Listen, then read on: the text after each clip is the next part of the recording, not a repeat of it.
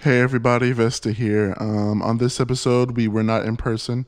Kay was off on his own and I was in my own space, so this is definitely a different recording setup. It is a little rough. I did my best to try and keep it as clean as possible, but Skype be on that bullshit sometimes. So we did our best. Enjoy the episode.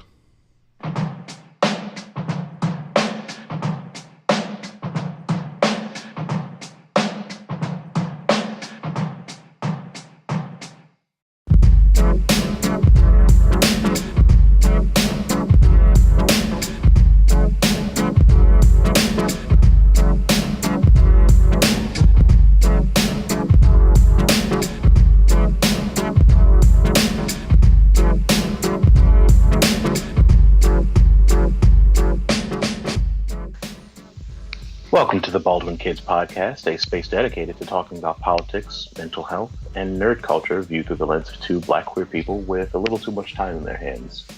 I am the effervescent K. And I am the savage Vesta. All right. So how have you been these past few days? Oh, it's been days. I'll tell you that much. Uh-huh. It's been real fun. I've been trying to stay out of the news, but since I'm a part of a podcast now, I got to get back into the habit of listening to the news. And needless to say, I was more than disappointed with all the bullshit. Yeah. I mean, it's it's exhausting, but at the same time, having this venue kind of gives us a chance to vent and kind of recover. Yeah, because it's just, I don't know why, but ever since, I don't know, it seems like it's just getting, the more things happen, the more frequent they do happen. And it hasn't really shown any sign of stopping. And it irritates me that it's usually just the same shit with different names and different locations. And it's just, why though? Confuses me. Yeah, well, you know the saying, to be a Negro and to be relatively conscious. All right, what's first on the list? All right, let's dive in like Trey Songz. First things first, I'm sure you've already heard about that anonymous op-ed written in the New York Times. Oh, it made me so happy. It's like a The James amount of Bond movie. Yes, there are rumors of mutiny and betrayal in the House of Trump. As if that's not what his house was built on. All tea, I no mean, shade. But technically that house was built on the backs of slaves, but we're not going to get too far into that. yeah, let's not, because yeah, the Caucasians ain't ready for that. Mm-hmm. All right, But so you had a I'm not going to. theory Yeah, about that. I forget exactly where I read it, but there's a theory floating around that the person that wrote the op-ed is actually one Ben Carson. Whatever that is. But that wouldn't surprise me. Like, I don't know, like he managed to stay. I'm surprised he managed to stay awake long enough to write this out, but at the Yeah, same time, for all we know, him being sleepy all the time could be a cover. honestly. Yeah, like I said, this whole thing just reminds me of like a James Bond Nancy Drew movie written by a Hmm 12-year-old because it's absolutely ridiculous. I But mean, seeing as how we have basically an overgrown septuagenarian toddler at the front seat of the country. yeah, while I um while I don't like Ben Carson very As much at you do. all, um and while he's very white with which is exceptionally good tan on, Don't. I feel like Now hold on. what what listen. I mean, I'm sure the black delegation has revoked his membership, but But while I feel like us people of color, specifically us black folk, we still can be shady no matter what group we think we fit in. We're all shady. I True. feel like Ben Carson damn well was like in his head, you know what? I don't like this motherfucker. You know what I'm gonna fucking do? The New York fucking Times. I'm gonna write everything that I don't like about this bitch I'm gonna and send spill it in. Just every drop of tea. read every tea leaf. Just Let's see. it. I very well could see him doing that. But the whole article was just dripping in just shade and disrespect. I adored it. I really did. I feel like that's the perk of being a quiet person or a person that's relatively to yourself because people trust you more when you're quiet and to yourself. And you could use that to your advantage for good or for bad. I say that because when I was in high school, I very much was reclusive. For most of my school years, I was very reclusive. And because of that, a lot of people came to me about issues or talked to me about things that they going on. She said this and he fucked him and her and all that and think I wouldn't tell. And if I didn't like them, if they decided to cross me or my small group of friends, I'll best believe everybody knew their business the next day. I feel like No, it's a similar situation with Ben Carson. okay, Beyonce. What? Because you that bitch when you cause all this I'll cause all the conversation. conversation. Exactly. But yeah, I could totally see Ben Carson doing that. It makes me. It's the one thing I like about him so far. He might earn himself a to-go plate. We'll see. Well, let's not get ahead of ourselves. He can watch. I said a to-go plate that doesn't He, need to stay. with no, no. I'm sorry. He can. He can sponsor the. He can sponsor the barbecue. He can't eat none of it. Oh Jesus. Anyway, so one of the honestly, um, there's a specific segment in this op-ed that struck me as interesting, Hmm. and I've actually got it right here. To be clear, ours is not the popular resistance of the left. We want the administration to succeed and think that many of its policies have already made America safer and more prosperous. Okay, sis. Yeah. Anyway, but we believe our first duty is to this country, and the president continues to act in a manner that is detrimental to the health of our republic. That is why many Trump appointees have vowed to do what we can to preserve our democratic institutions while thwarting Mr. Trump's more misguided impulses until he is out of office. The root of the problem is the president's amorality. Anyone who works with him knows he is not moored to any discernible first principles that guide his decision making. Here's my problem with that. Hmm. And the rest of them do? Yeah. Like, are you implying, oh, well, Trump is bad, we isn't? Like, didn't y'all all start? Didn't y'all all hop on this train for the same reason? You're just mad because he sent the train in the wrong direction, and now you want to hop off. I'm pretty. That's all this is, and This is kind of a case of you made your bed, now sleep in it. sleep in it. Wash. Don't make sure the sheets are washed. Mm-hmm. It's that I can't imagine. Like even when I went to DC recently, and I walked up to the White House, and I was just like, could you imagine just like the absolute carnival house Chaos. that shit is right now? It looks real Yeah, nice outside. da Afro da circus. I don't think that's a very fitting song. You know, no one in that house has an afro. Yeah, especially since they got rid of Omarosa, who, as a sidebar, quick jump over into touch of nerd culture. There is a gigantic part of me that is hoping that she's doing or she's pulling a move similar to what the boss did in Metal Gear Solid 3, You know? Yeah. Mm-hmm. where long story short, the boss, who sidebar was played by the female newscaster from the Family Guy series. Diane fucking Simmons, may she rest in Yep, peace. yep, played by her. But the boss, in the course of the game, defected to the Soviet Union and dismantled a chunk of what was going on over there from the inside. She sacrificed her name and her reputation as an American patriot in order to ensure that the Cold War never moved to the actual violent stages of it. Right. So what I'm kind of wondering, and there's a huge part of me hoping, is that she elected to lose all credibility, lose all respect, lose all this, that, and everything else, and then come out with the most juiciest of receipts about what's going on in this administration. Right. But only time will tell. Yeah. Speaking of time, unless you had anything else to add? Nothing else to add for that. All right, moving on. So,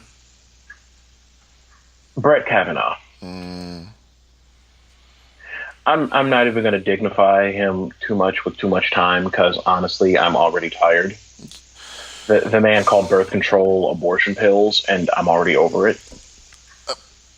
The logic behind that statement. This is the man who is more than likely going to be taking a lifelong seat on the Supreme Court.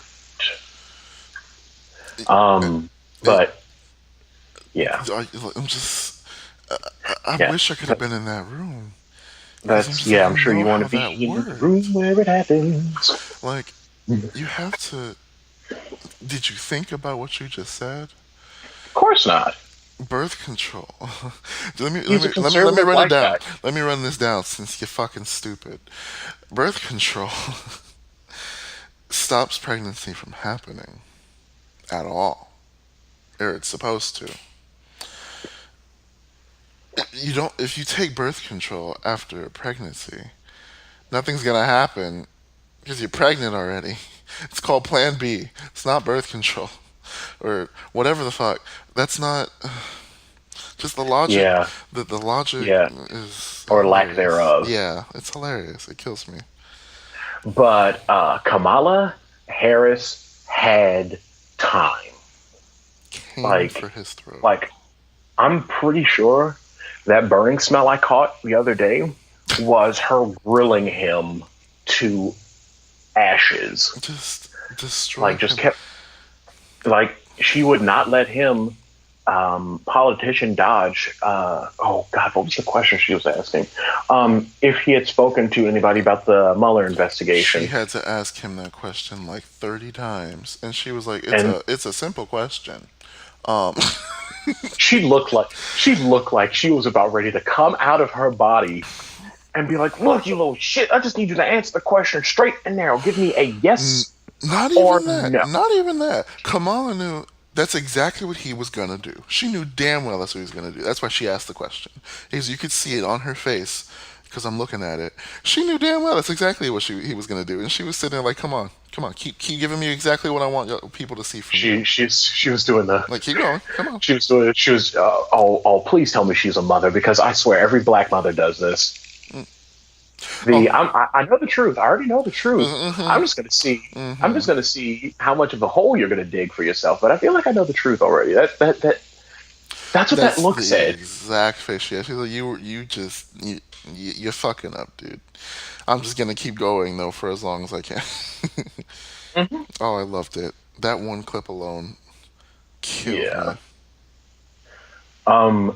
Did you listen to any of Obama's speech? I have not heard Obama's speech. Okay, well, it's like an hour and change long, so I'm not going to get too far into it. Matter of fact, suffice to say, my favorite line from it is, and I wish I could remember it exactly, but it was along the lines of, "How hard is it to call a Nazi a Nazi?" Yeah. If it steps like a goose, if it howls like a goose, it's probably a Nazi. Like, I adore that man, and I adore his wife.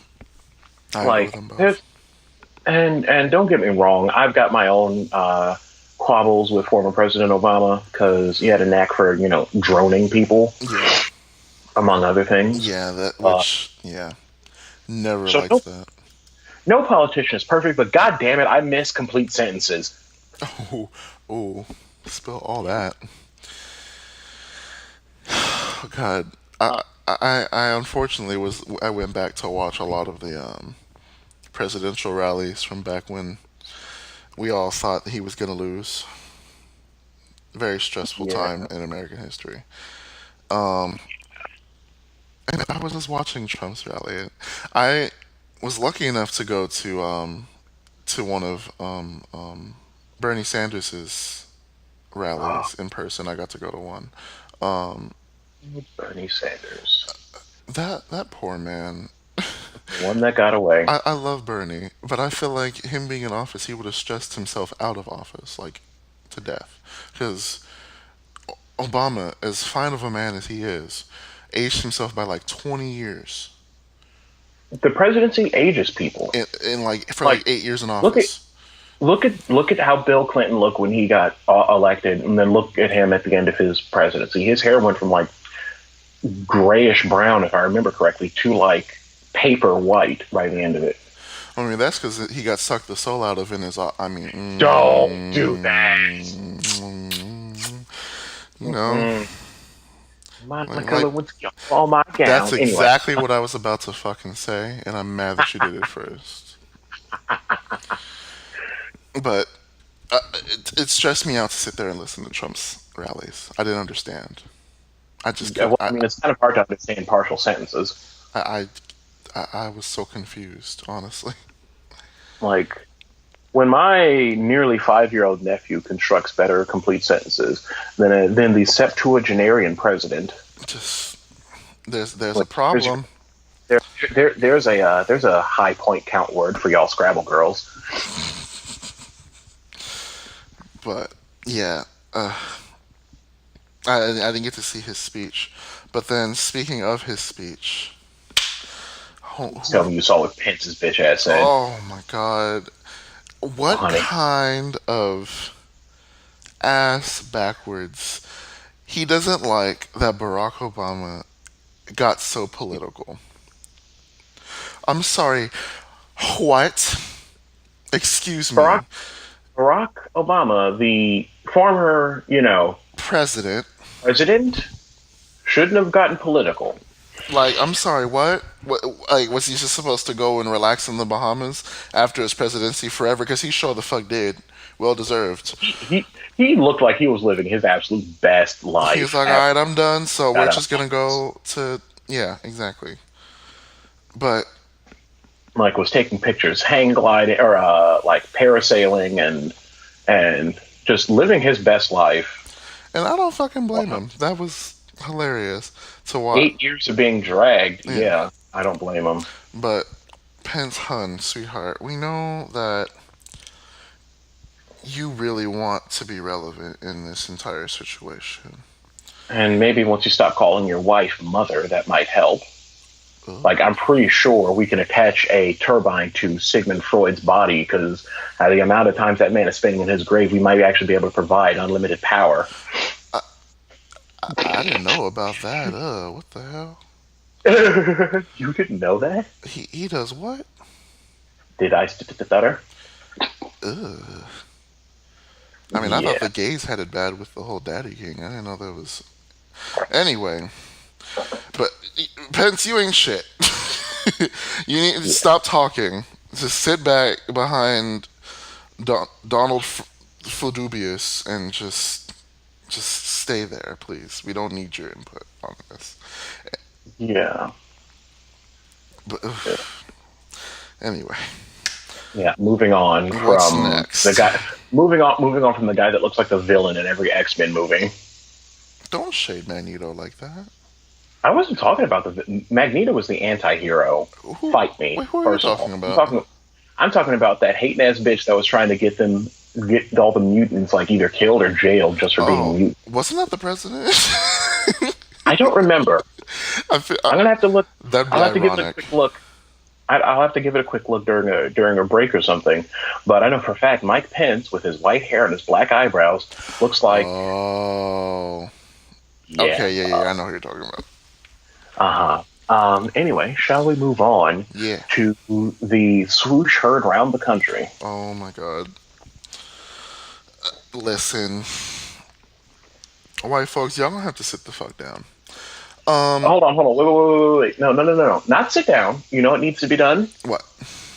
They need to go to a library and check out a couple of books on how to properly stage a protest and a boycott. That was the fun Because, shit. Oh my god. because my God, like, yo, like, okay, so this is the third company in a row now that has aggravated, The Caucasians.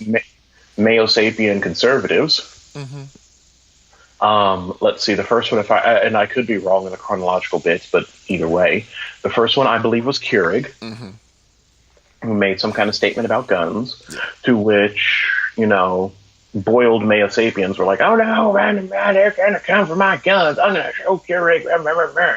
And people were uploading clips of them actually, shooting their Keurigs and calling it a boycott. And I'm like, sis, they already have your money. But you already paid for it. No.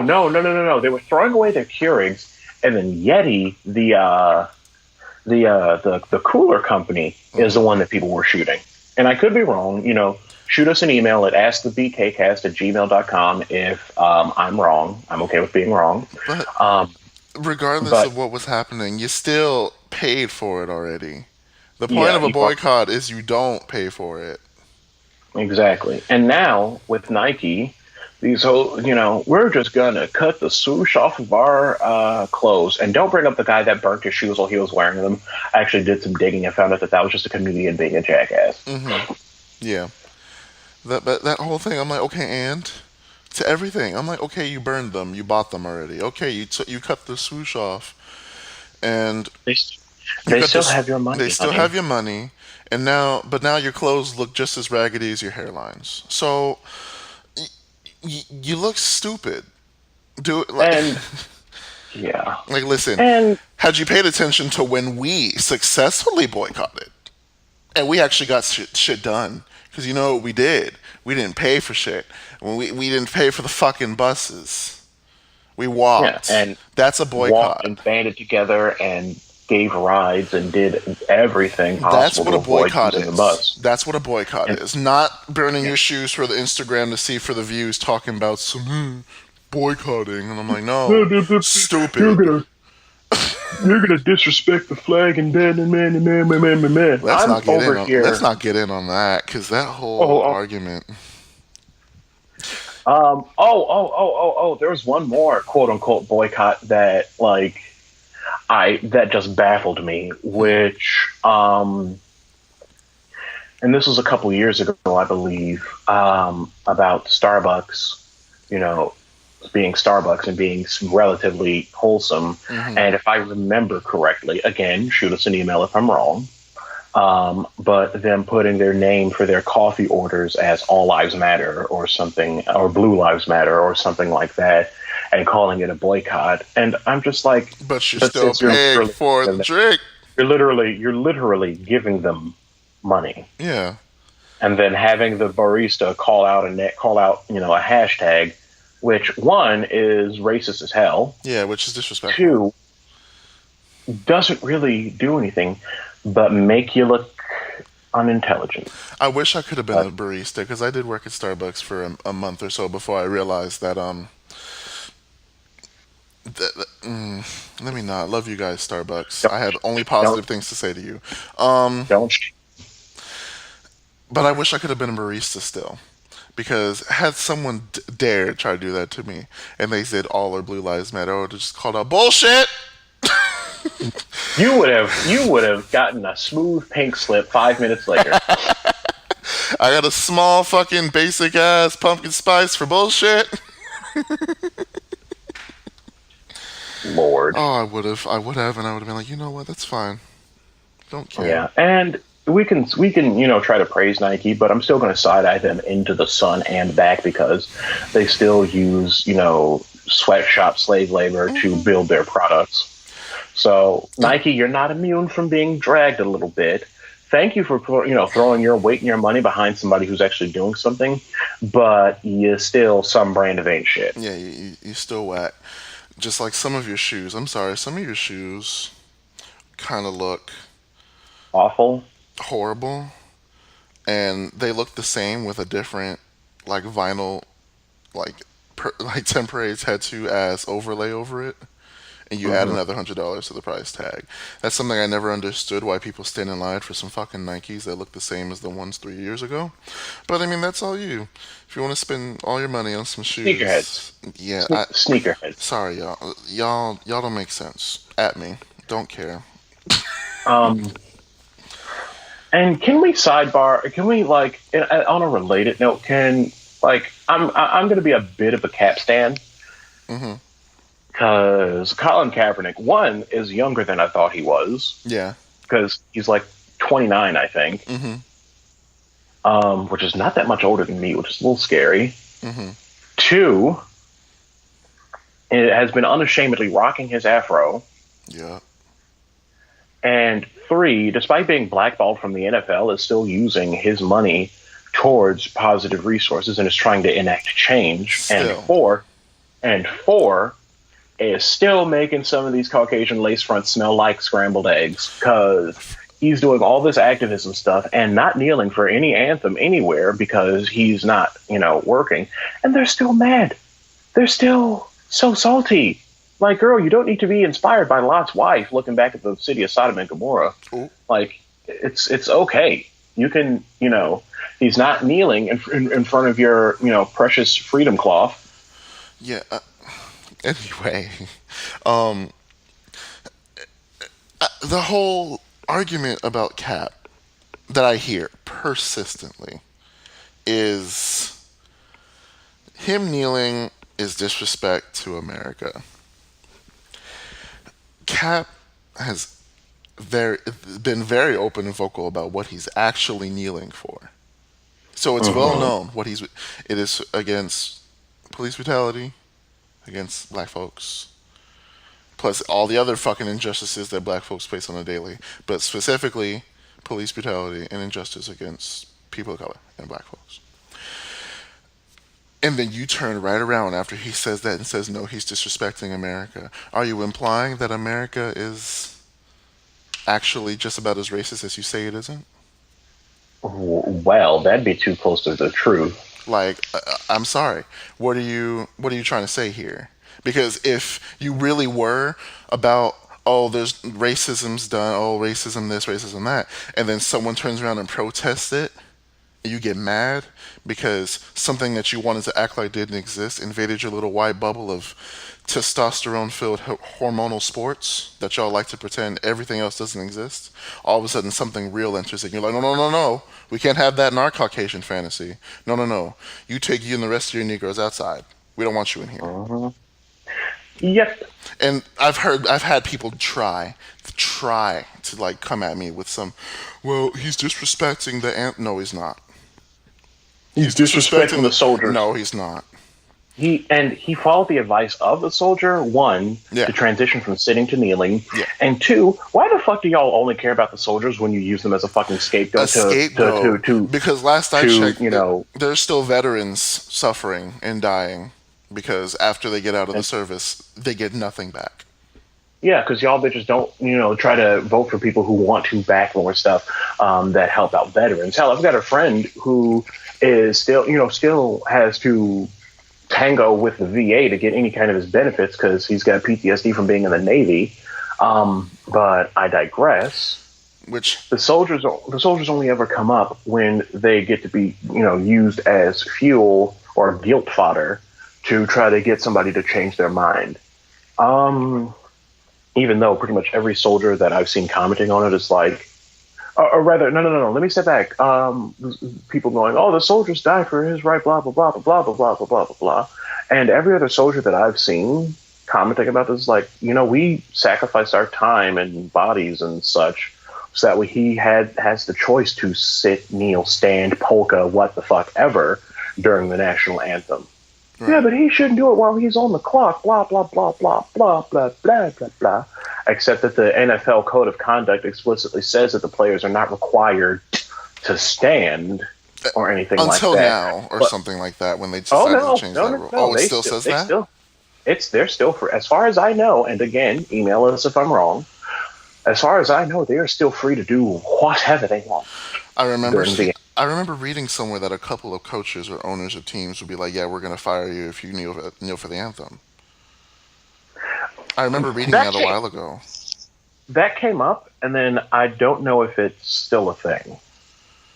I'll have to look, but I don't fuck with the NFL, so I don't know offhand. Yeah, sorry, y'all. I don't like sports and sports culture because it's very riddled with that same toxic masculinity that likes to. I'll go in on that later, y'all. Don't worry. I have some tea for that. Oh, I can't wait. All right. So I've got one final thing, and I'm going to try my best to remain civil. Don't. This is our house. We don't need to stay civil for shit. But go on. Yeah, well, I mean, I did not come to play with these hoes. Mm-hmm. I came to slay, bitch. Mm-hmm.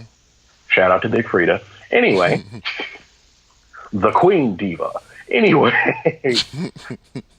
so the trial for one Jason Van Dyke has officially begun. Oh boy. So, for the uninformed, Jason Van Dyke is the officer that saw fit to empty his service pistol into the 17-year-old Laquan McDonald in Chicago. All footage of this incident that that came to this trial, which we'll get to some of the other stuff surrounding it, shows multiple law enforcement officers following McDonald, who looked like he was out of it and was holding a knife that looked like it was, legal length, which legal length in Illinois, if my memory is correct, is less than 4 inches.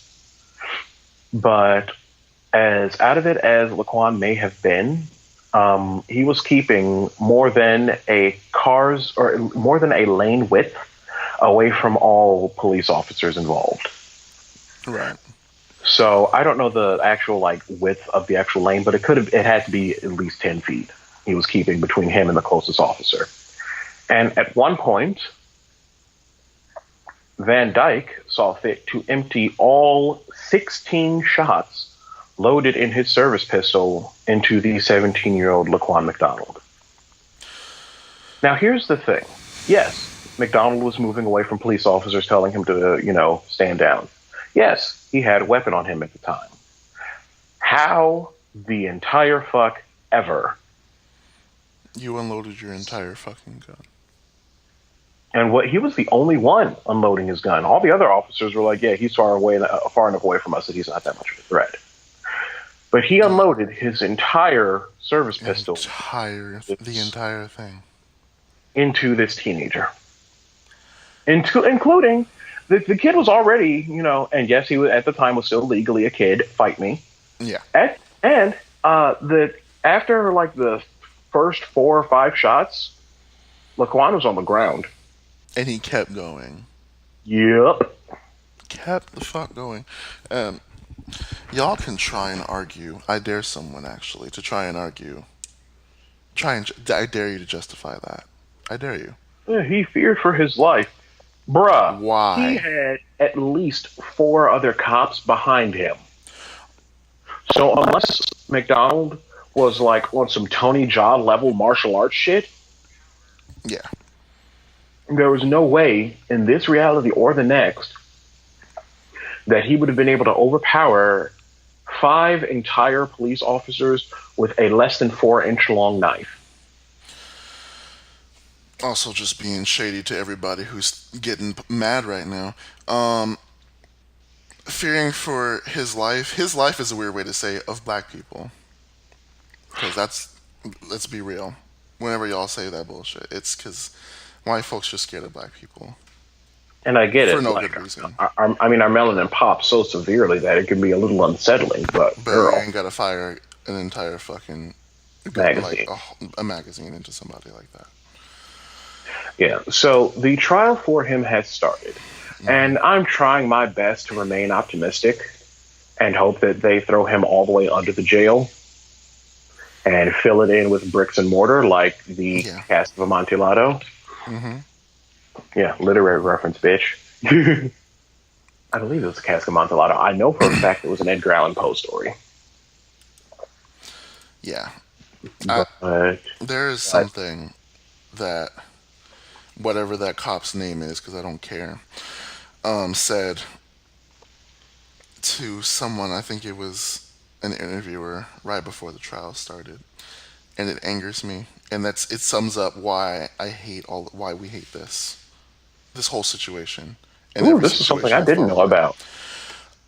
When he was asked about his trial and if he was nervous, he said, "Of course, I'm extremely nervous. I might be looking at the possibility of spending the rest of my life in prison for, doing my job as I was trained as a Chicago police officer."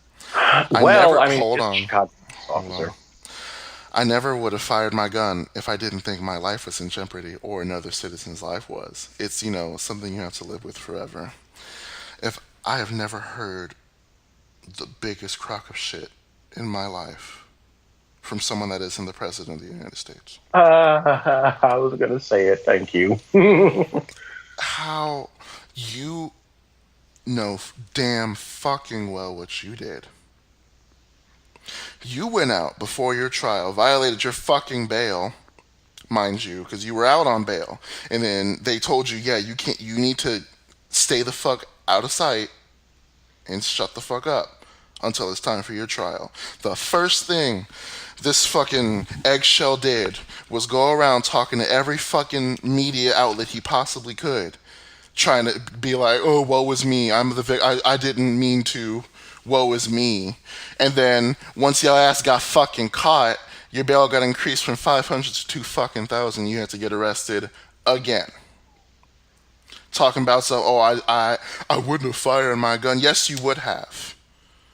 Because many other fucking officers have the same fucking state of mind that you do, in way too many fucking departments to count, thinking that, it's gotten so out of hand that you don't even know at this point. You can't even fathom what they're thinking to where they're at the point where they're like, "Yeah, fuck black, we can fucking kill him. It's fine. Don't worry about it. We'll see you in a couple weeks when your paid leave is over."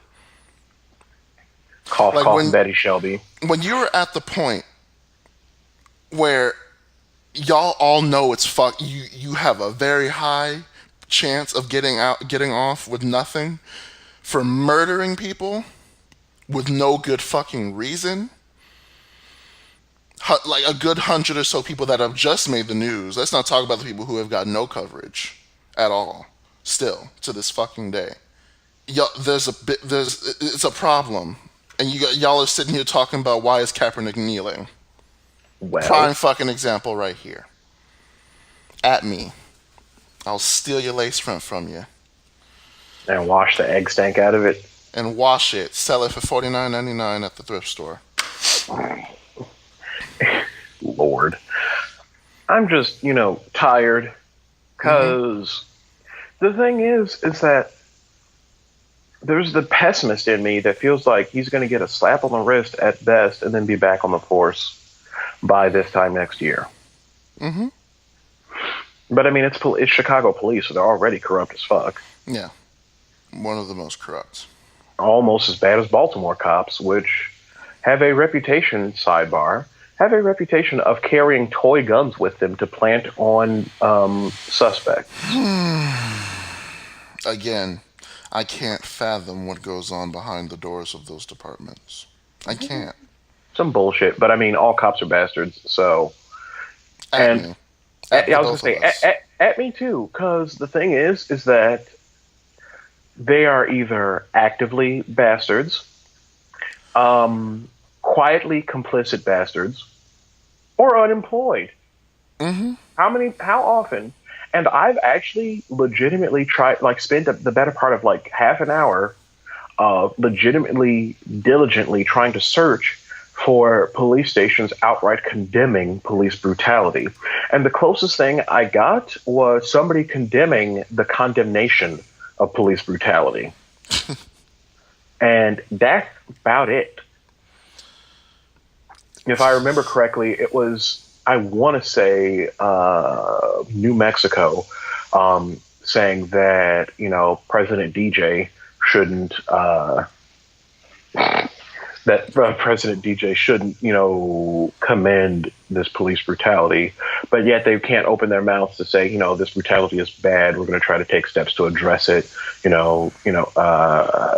Do more sensitivity training, do more exposure training, try to make changes so that way this institution can have a better reputation amongst those that don't sunburn super easily. But no, there have yet to be any reports. And honestly, if anybody listening finds a report of a police station or a high-ranking officer or what have you that still has their job, that's the big caveat, that still has their job, if you can find an instance, one single one of somebody flat out saying police brutality is wrong, we're going to sit here and try to make changes and try to reduce that from happening. Actually, no, let's do two. Because I feel like there's like a little tickle of memory in the back of my mind of somebody for like 0.8 seconds trying to make some kind of change. And then they vanished off the face of the media. And then it disappeared. Wonder why. Yeah, I wonder why.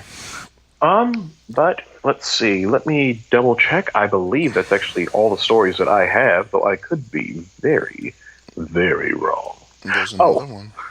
Well, there's also the sidebar of Amnesty International naming Colin Kaepernick its ambassador of conscience, which is absolutely spectacular. He's won another fucking award for making y'all bitches mad. And y'all can be mad, and that's okay. Quick sidebar into pop culture. I cannot wait to see what the Beehive does. About what? One George Zimmerman. Oh, what did he do now? I would probably celebrate if his ass got hit by a train, but honestly, could you just sit your narrow ass down somewhere? I'm gonna need to. Wait a minute. What the fuck did he do now? Let's see. George Zimmerman. Here, I've got the article right here. George Zimmerman allegedly sent threatening text messages aimed at Beyonce during filming on the Trayvon Martin documentary executive produced by Jay-Z. According to a series of messages published by The Blast on Friday, September 7th, Zimmerman called Queen Bee a broke whore and had even more cowardly words for Hove. These messages were sent to Dennis Warren, the private investigator who worked on the 6-part series covering the 2012 murder of Martin and Zimmerman's subsequent acquittal. The messages read as follows. And I'm bringing hell with me. Oh yeah, and tell Jay-Z he's a bitch and his wife is a broke whore. Sidebar, the two of them combined are worth $1 billion, but you tried it. If I see either of them in my life, they'll find themselves inside a 13-foot gator.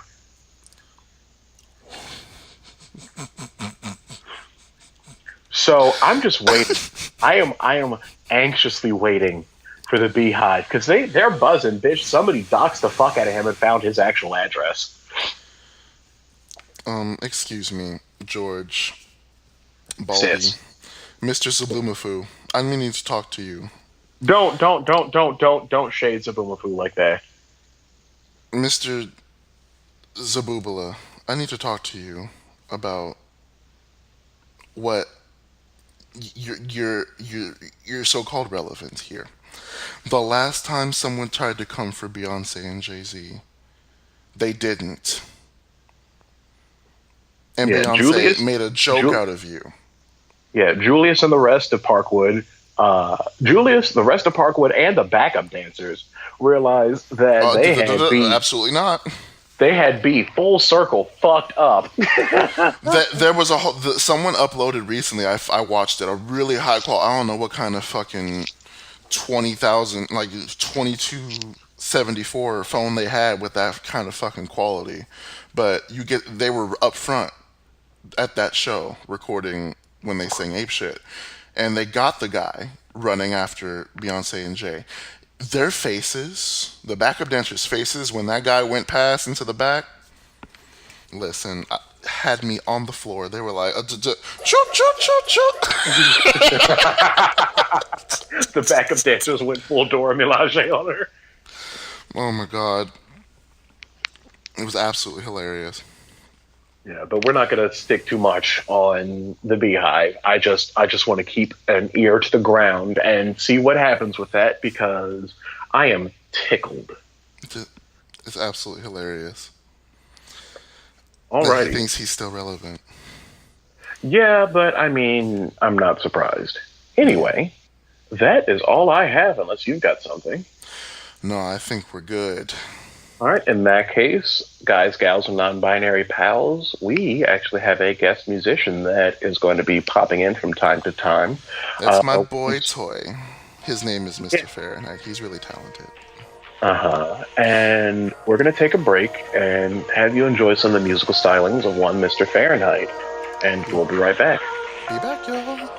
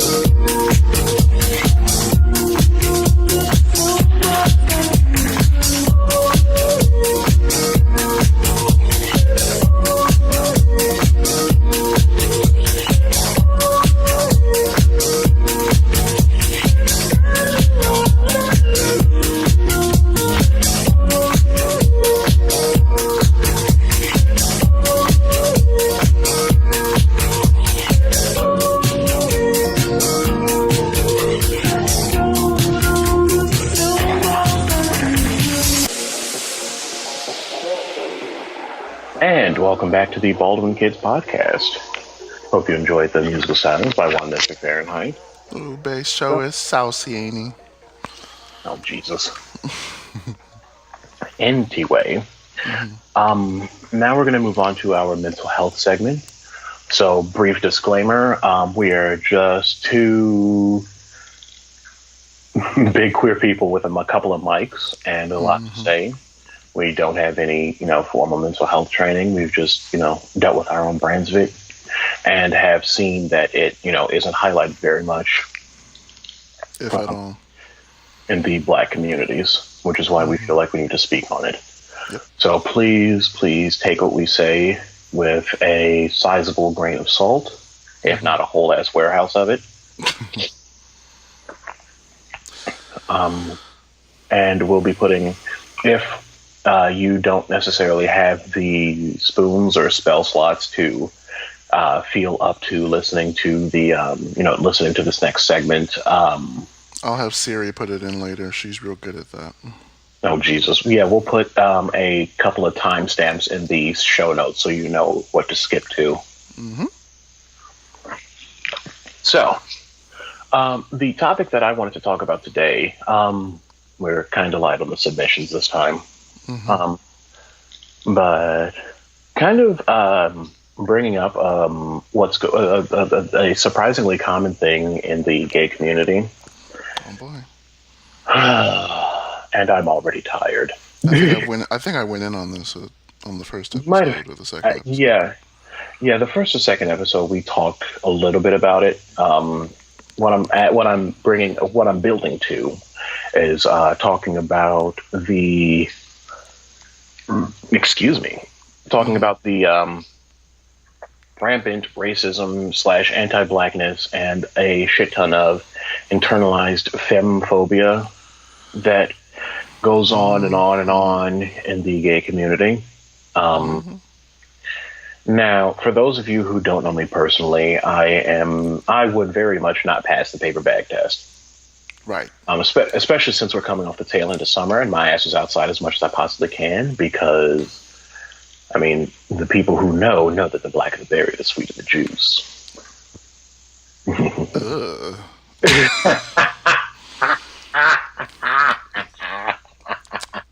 I mean, sure, I guess. Maybe that was a little graphic. A little bit.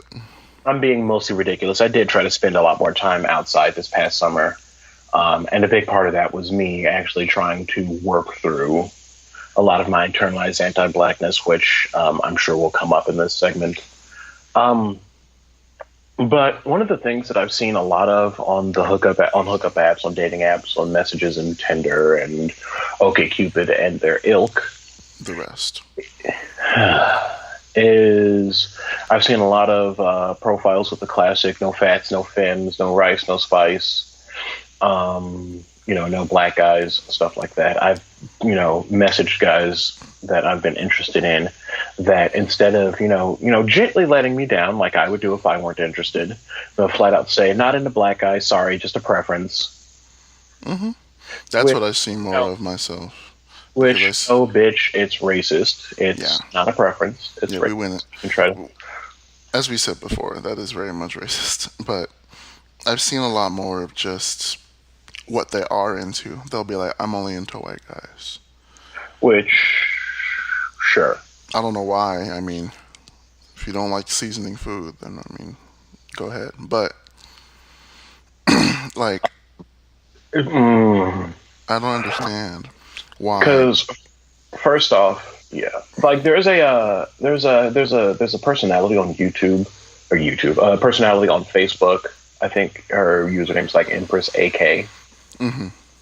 Or something, and she's like this gorgeous Jamaican woman who says that she's only into black men, and would comment in a very good New York accent about what people would say to her about that, girl, you're missing out on all these other flavors.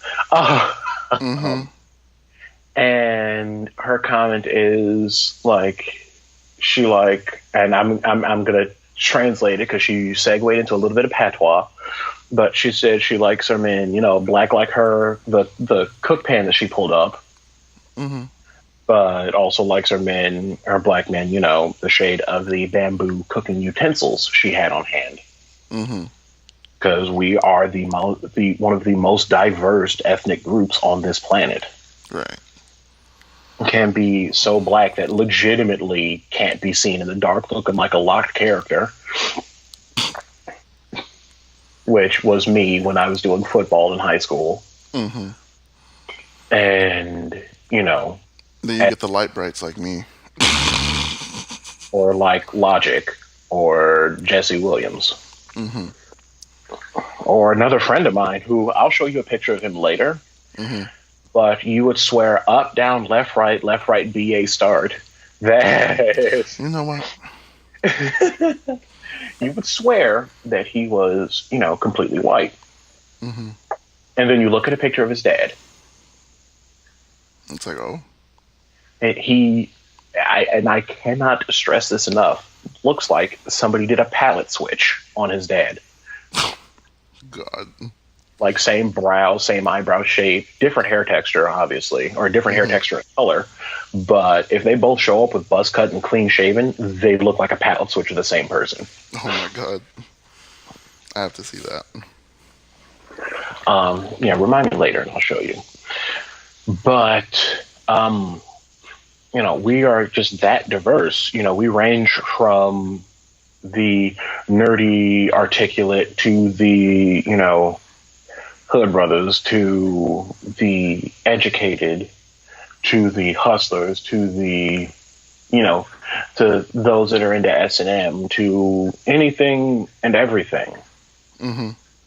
And to be written off just because our history can be easily traced back to Africa is, 1, disgusting, 2, aggravating, 3, disheartening, and 4, just shit. But that's not the main thing that I wanted to go into. It was more the internalized bit of it.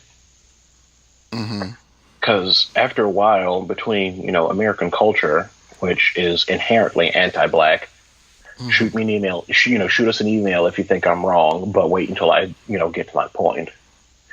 American culture in and of itself is anti-black. We've got, things as subtle as Tina Fey eating a giant cake on SNL and saying that a drag queen is still, a 6-foot black guy in heels.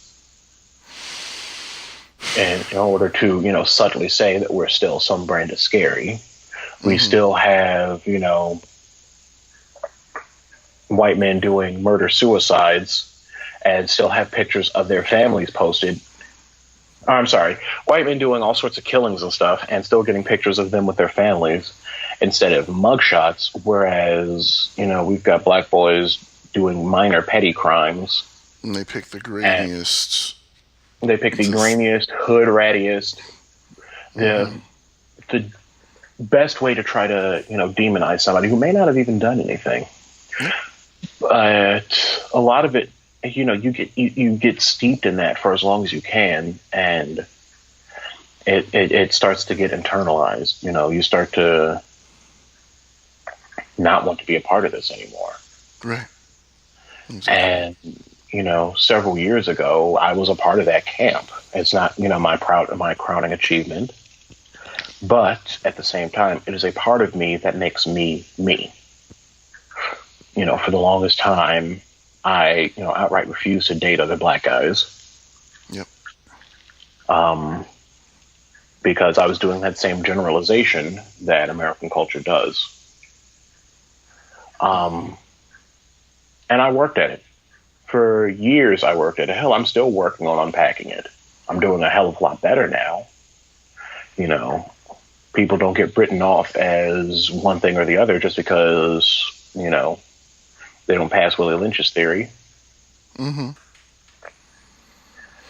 But you get steeped in it long enough, you start to smell like it, if that makes sense. It's what you are, or what you identify yourself as. Exactly. I used to pride myself on being an Oreo. Yeah. The not that black. Yeah. I'm a black guy, but I'm not like those.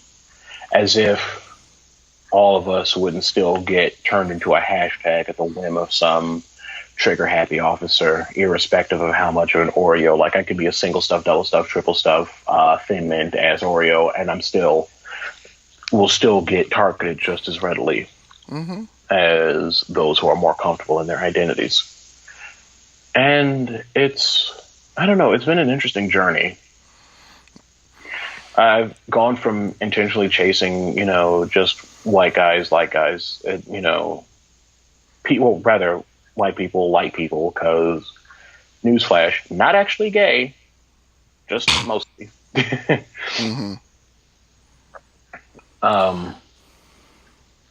But gone from that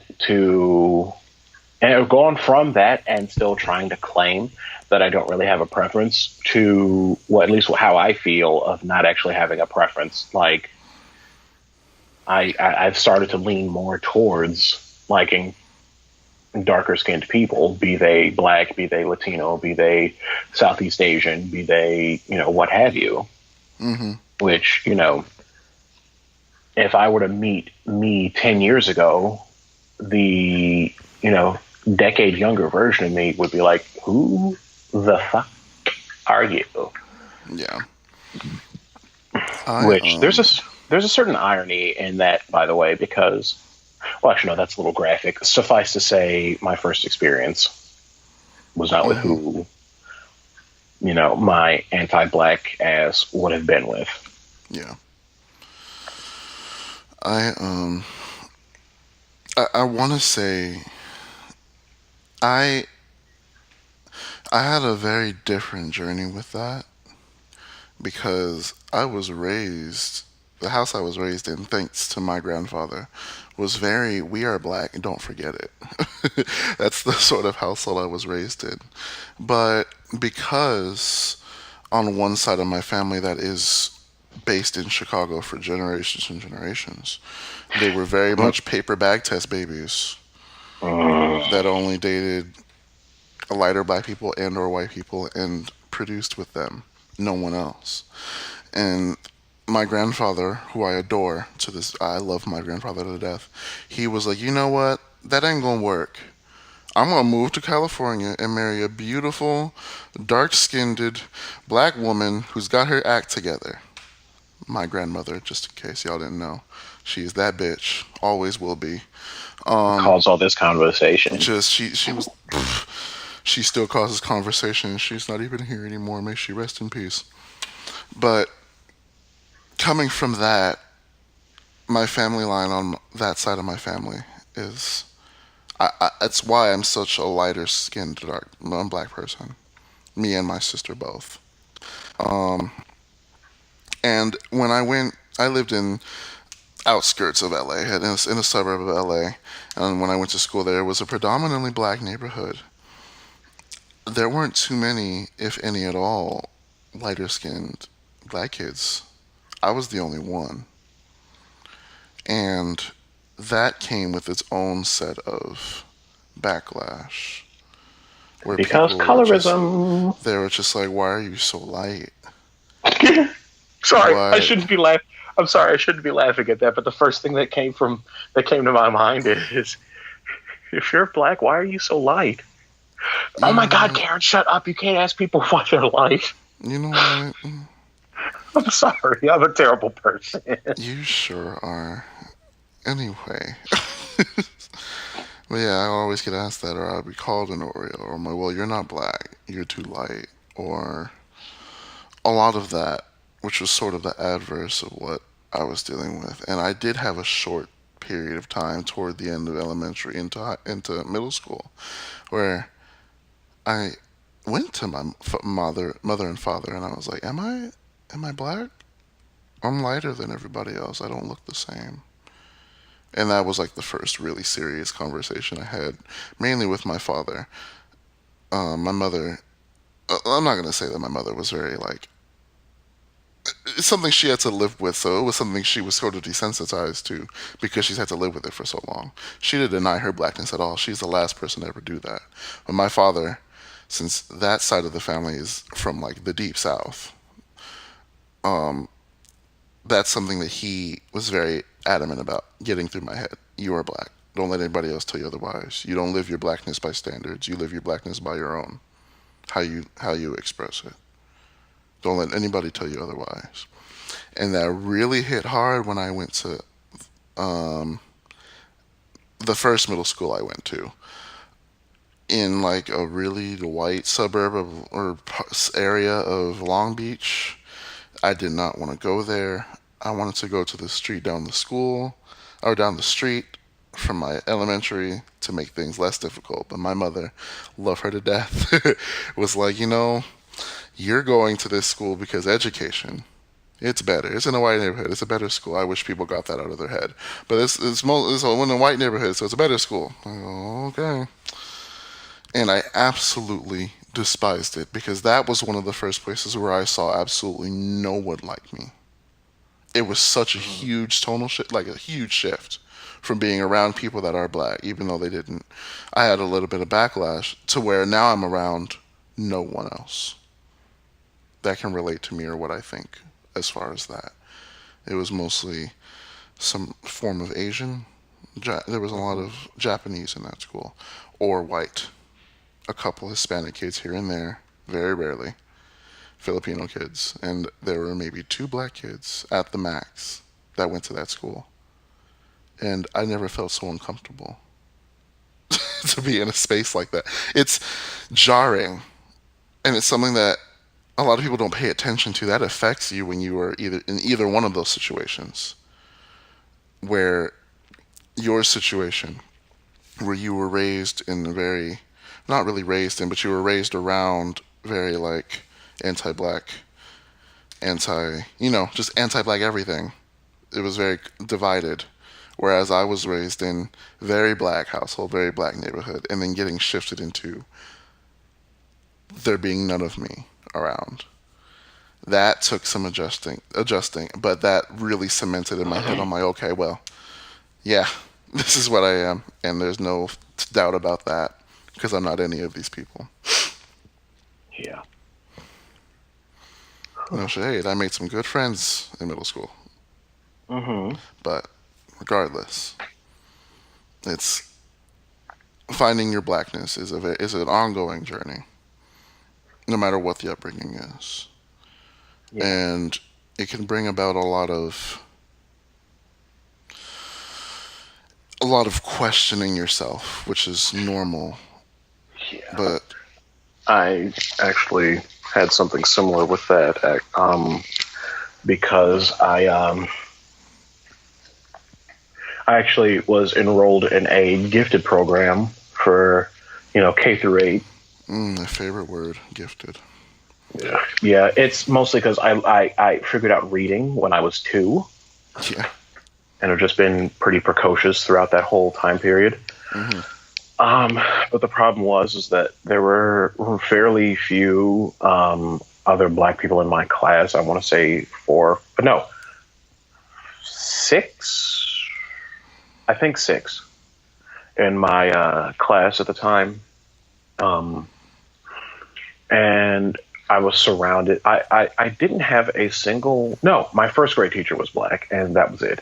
Mm-hmm. So I didn't have much to go on. I never picked up on AAVE, which, for those too lazy to do a Google search, that's short for African American Vernacular English. Which that is a dialect. Yes, which is a legitimate dialect, which has its own rules and syntax and grammar and idioms in and of themselves. Fight me. Honestly. Don't just write it off as Ebonics. Right.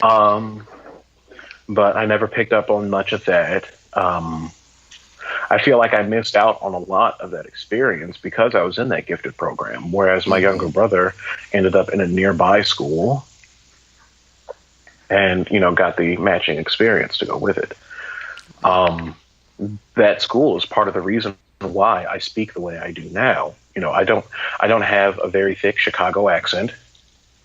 Like, I'm sure there are certain words that pop up that just make me sound like I'm from Chicago, but that's not necessarily the case. Right. And even my family, noticed that I wasn't all that interested in black things. I listened to a lot of rock. I avoided hip hop like the plague. Mm-hmm. I did my best to try to distance myself from my blackness as much as possible. And like I was saying before, I can try to actually, like I was saying before, and like I said to somebody on Facebook, I can try to distance myself as much as possible from my blackness, but at the end of the day, I still am. Right. So it was an interesting upbringing, and I'm working to unpack that as much as I can. Distant sidebar, rest in peace to Mac Miller. Right. And y'all need to leave Ariana Grande, the entire black fuck, alone. Please. Right the fuck now. Y'all are going to send her to the same place if y'all keep going at it the way you are right now. And I will go the fuck to war for all 4'11" a ponytail.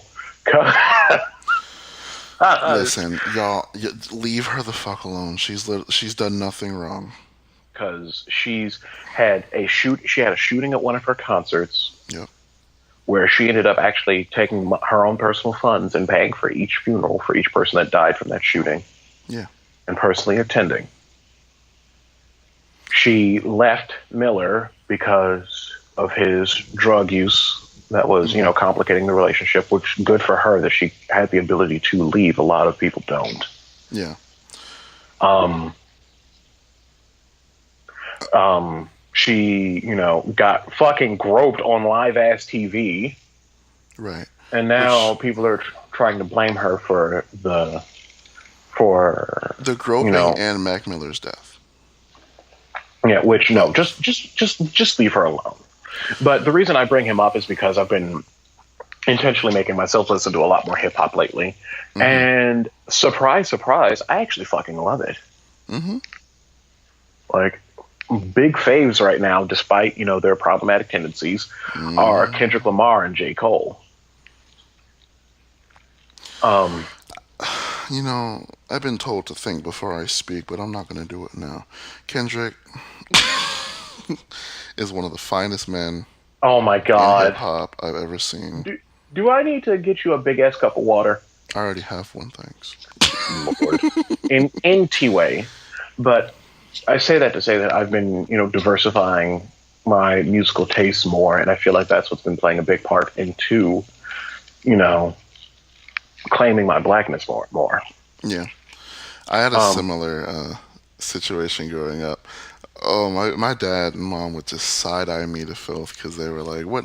I didn't really listen to music until well into middle school, like actively listen to it. I don't know what I did. Because I'm like a hardcore musician now. I don't know what the hell I was doing as a kid, other than playing the same first level of Spiderman over and over because I was too dumb to figure out. Listen, y'all, anybody who knows the Spiderman game I'm talking about, in like the first level, when you go to the bank, there's a part where you're supposed to zip into the vents to keep going. My dumbass at 6 years old could not figure that out, so I would get to that point and start the game over for months. I'm like, wow, this is the best game of my life. Sidebar: we actually are going to be discussing that Spider-Man game for our nerd culture segment. Yes, so stay tuned for that. Hold on to that. But I used to listen to nothing but video game music when I did start listening to it. And my parents are like, so what are you listening to? I'm like, I'm listening to Sigma's Third Form boss battle music from Mega Man XX. It's my favorite song. Sidebar: don't shit on video game music, because honestly, if and when I do actually get married, iconic. If and when I do actually get married, I do want the 2 Xanarkand theme from Final Fantasy X to play for the processional, because that song is absolutely beautiful and almost brings tears to my eyes. So the other thing, and I'm sure you've got a good chunk on this. Mm-hmm. Another thing that pops up a lot in the queer community, like I said before, in the archetypical hookup app profile, you'll see the no fats, no femmes, etc., etc., etc. And it seems to be a bit ironic that you're shitting on feminine men, even though you're still fucking a guy, so it's still just as gay. Right. It's just as gay as if he's a raging queen that lives for a drag race and every time he goes out has his face beat, edges laid, brows fleeked, outfit popping, just whole body snatched, and is just the biggest queen, versus the dude bro that watches Thursday Night Football. They're both still men, so it's still gay. Regardless, exactly. And I can't help what I'm attracted to. And there's a sliver of me that kind of understands, because and obviously there are always outliers to this.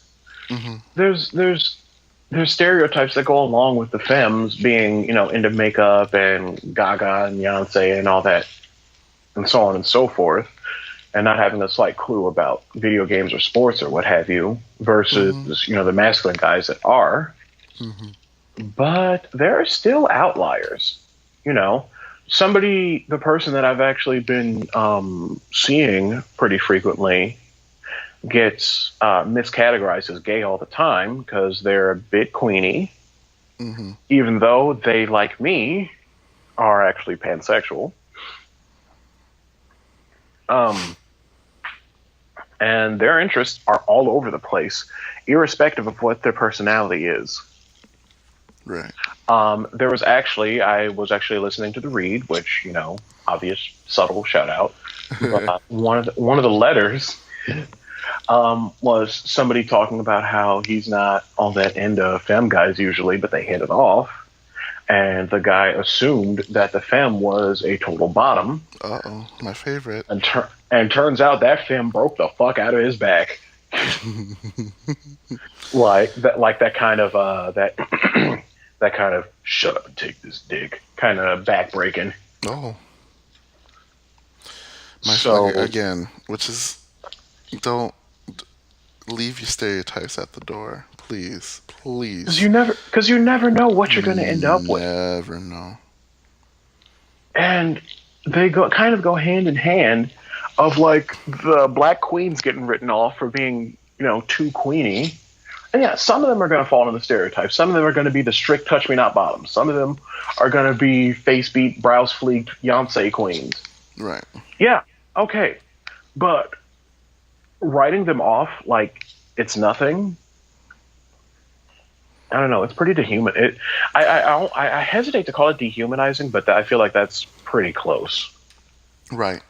It stems from that toxic masculinity that plagues almost everything it touches. Honestly. Mm-hmm. Yeah. Because you're more straight acting. That's my personal favorite. Is straight acting. I hate that phrase. Define straight acting. Like it goes back to masculine. Quote unquote. Which goes to not being a queen. Right. It all goes back to shitting on the feminine guys constantly. Mm-hmm. And straight, they claim to be mask or straight acting. And it all goes back to that toxic masculinity that says, oh, well, women shouldn't be, I think they can tell women what to do first place, but you gotta leave that at the door, man. It's 2018? I don't fucking remember. It's 2018. Going on 2019. Come on, y'all. We can leave this shit in the 50s where it came from. And where it needs to stay. Because, bonus, some of us have malleable personalities. Mm-hmm. Some of us are neither. Oh, go ahead. I was going to say, like me. I, like I mentioned in our first episode, am an amateur powerlifter and strongman. I don't even.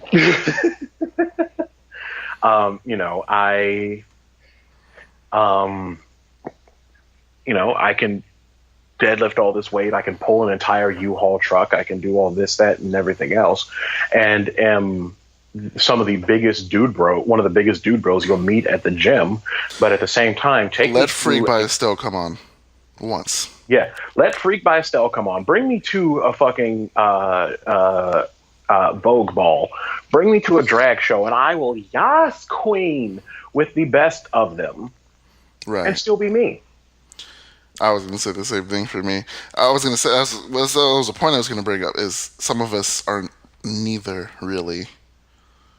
Or we're so mixed that there's no label that really fits it. Yeah, like I don't follow sports. I hate sports. I mean, granted, some of them athletes are super cute. Like, shout out to Odell. Shout out to Anthony Rizzo on the Cubs. Shout out to Cap. Listen, you fine hunk of man, you. Oh Jesus. Cap, and if I could just get Cap and Mr. Beckham in a room. Okay, together. I'm gonna have to throw you in a whole pool of water so you can satisfy this thirst. No, the only thing that'll satisfy this thirst is Cap Odell. Never mind. Okay. So before this devolves into, a thirst fest, Do we have any other comments on internalized anti-blackness or femmephobia? I have more, but that's for later. That's for Oh, later. I'll also, and I wish I remembered her name right now, Who are you thinking because of? it's, no. This is actually something a bit somber. Mm. Um, rest in peace to every single trans woman that gets, killed for being herself. Right. Because in more than half the country, trans panic is still a valid defense in a court of law. Mm-hmm. And that's something, that needs to go. Oh no, I freaked the fuck out because I found out that she was actually a he and I had to kill her. So you admit that you fucking killed her. Right, but you but think somehow, that reason is okay? Exactly. And I'm sure I'll remember her name and the names of others by the time we record our next episode. Mm-hmm. But we got to do better. But unless you've got anything else, I suppose we can take another break and allow Mr. Fahrenheit to send us into our final segment. Play us off, Daddy-O. Oh, Jesus.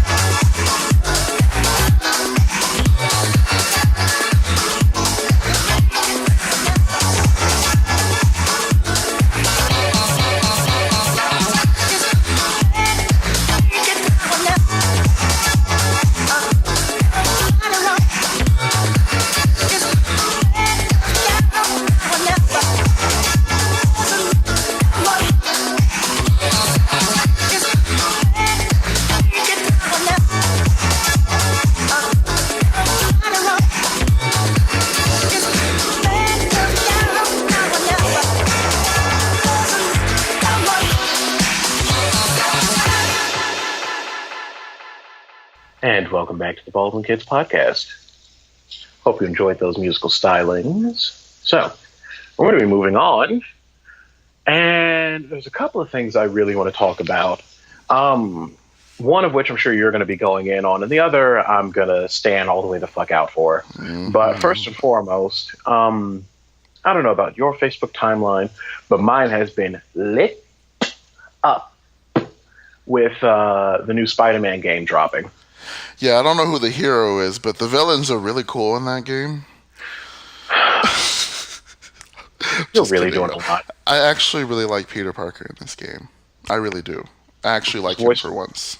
who I believe is voiced by Yuri Lowenthal. Yet again, Mm-hmm. he's one of those video game voice actors who is everywhere 90% of the time. If you're playing a video game, he's probably in it, much like Matt Mercer, Laura Bailey, and Taliesin Jaffe.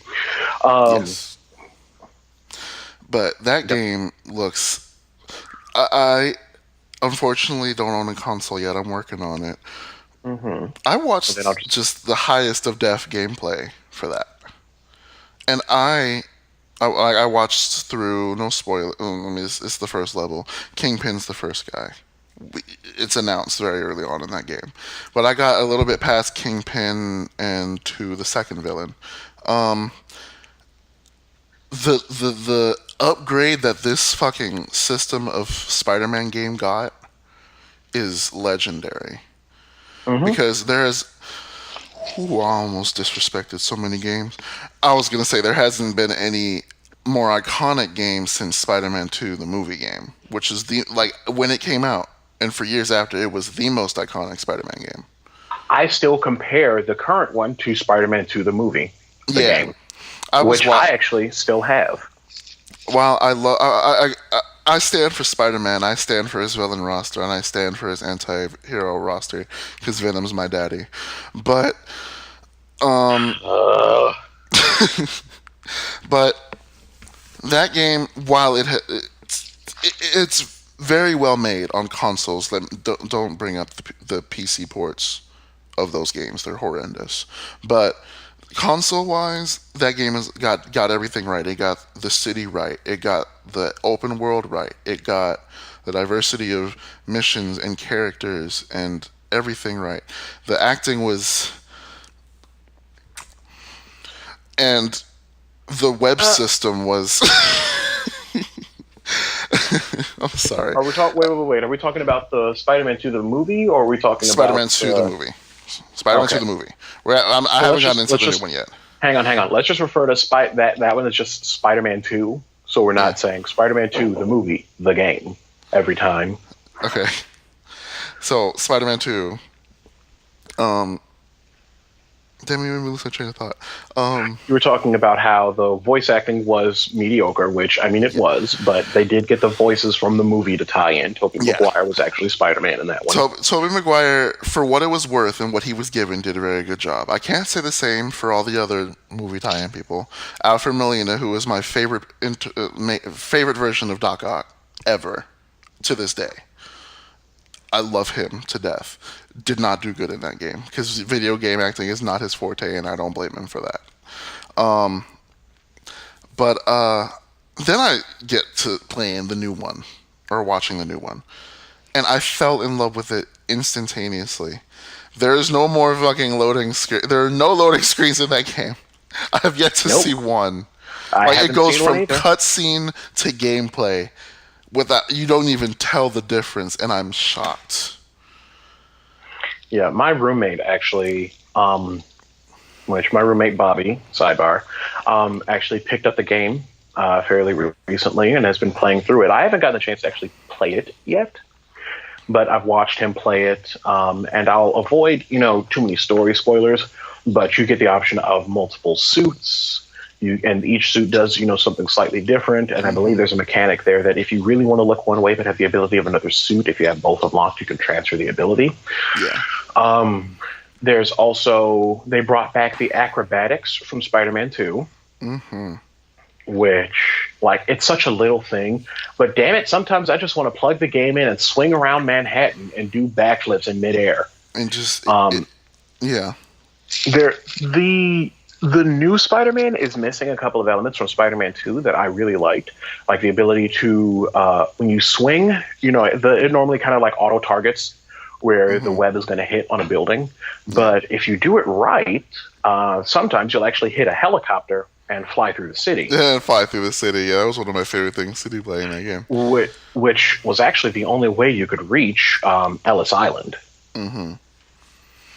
Because anytime you got in the water, you'd hear Tobey Maguire, hem and haw about, I'm in the water and I don't like this, and then it'll be a quick loading screen and you pop back into, back at the nearest shore.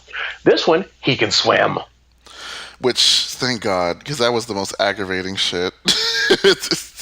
the Which I second mean, game. there's never much of a need to swim, as far as I know, but he can kind of paddle his way back to shore. Yeah. There's also elements of RP. There's also an RPG element where you continue to unlock abilities and tricks and combos and so on and so forth. Mm-hmm. It seems like that game has taken, a lot of the really good pieces from all the previous games, like the Spider-Man the Spider-Man movie tie-in game, the first Tobey Maguire movie. Mm-hmm. Honestly, to me at least, had one of the better combat systems because there were so many combos.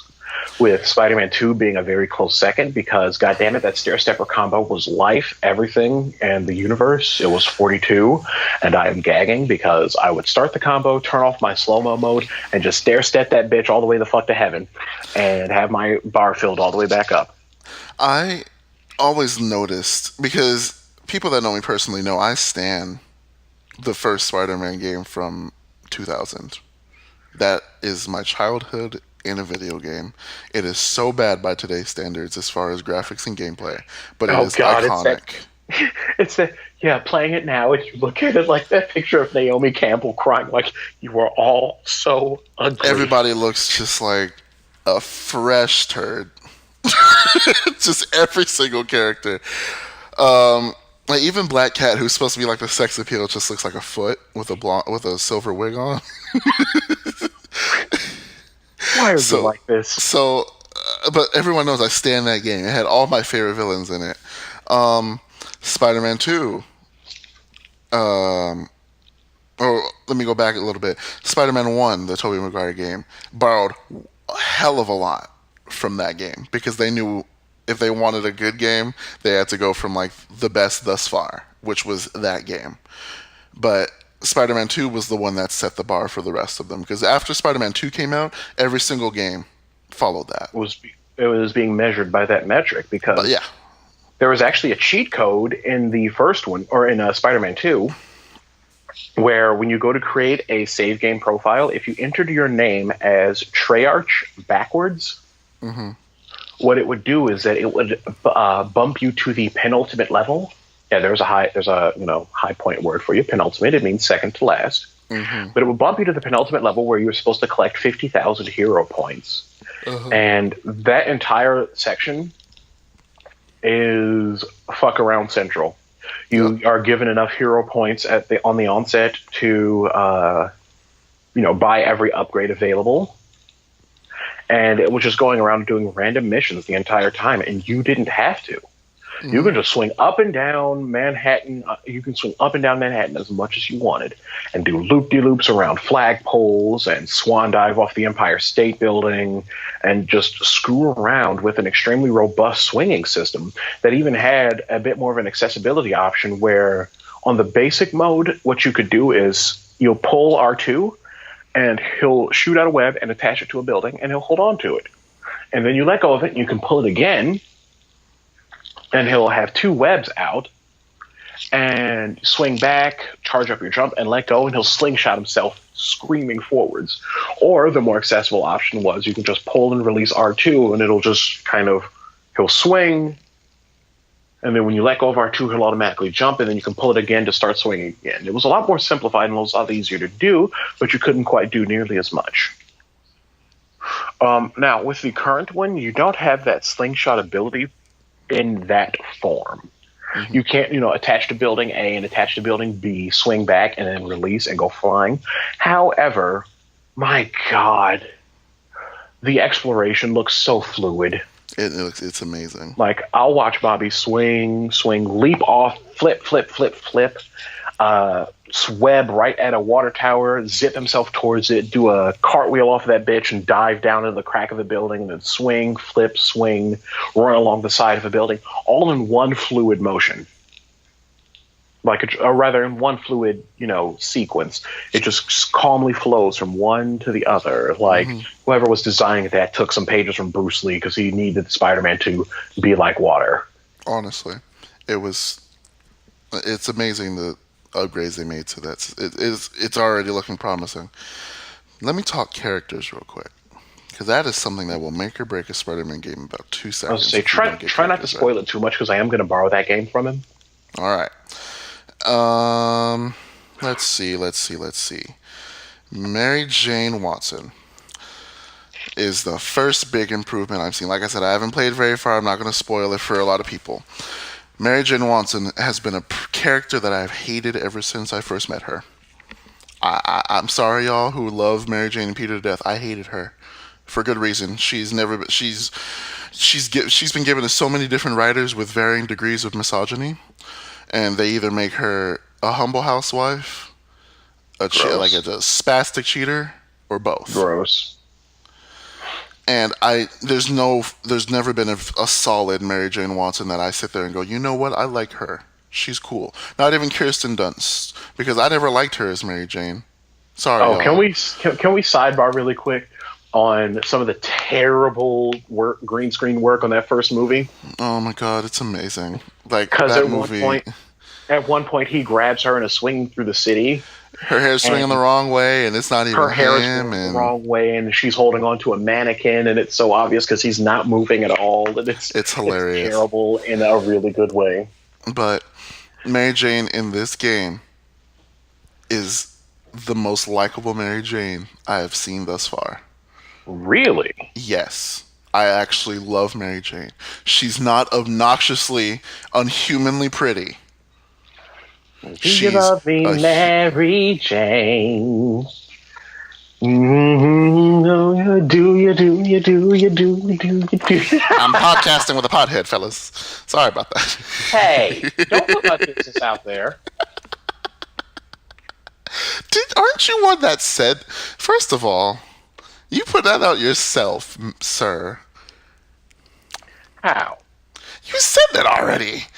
You don't remember when we were doing the fucking, we were talking about the John McCain and his like hatred towards marijuana, and I said I'm not one to smoke weed. You were like, I don't smoke weed heavily. And you were like, that makes one of us. That's on you, bitch. Oh yes, that is correct.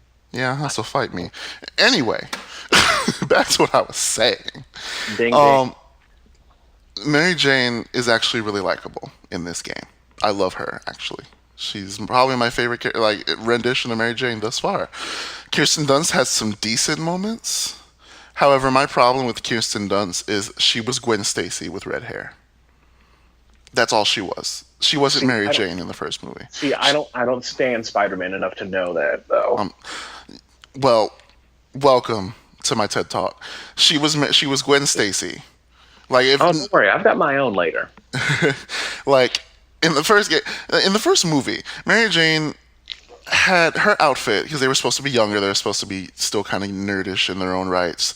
Mary Jane was still the pretty girl. However, her outfit, her personality, her upbringing was all Gwen Stacy. Her falling off the bridge because the Green Goblin threw her, Gwen Stacy. And I don't know why they did. I think they did that because they know, for the same reason I never liked Mary Jane, there's never a set character for her, other than pretty, redheaded, and flirtatious, and says tiger all the time. That's the only fucking stable character bio that they had for her.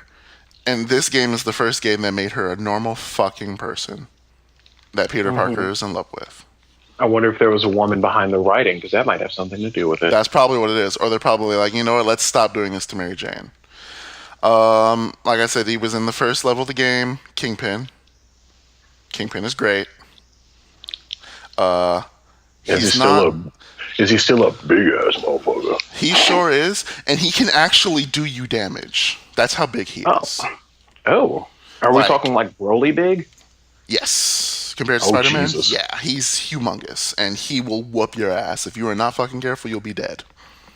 And listen, I think all of us can agree that having a rich, mildly attractive man paying your bills would not be something to do without. So I have a soft spot for Kingpin, but in this game, I have an even bigger spot for Kingpin because he's great. Jesus, I swear.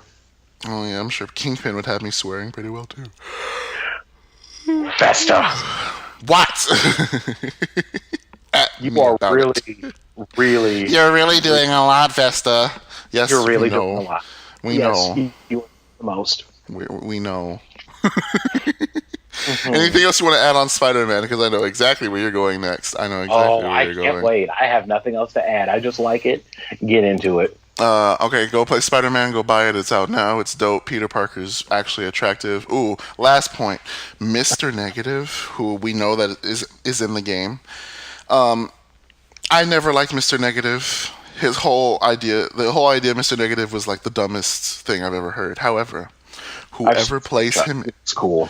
Whoever plays him in this game, the email you can send me your info at askthebkpodcast@gmail.com. If you want to go out sometime, I would really appreciate it. Oh my God, Vesta, you need. I need to look up who played him. He's actually a really good Martin Lee / Mr. Negative.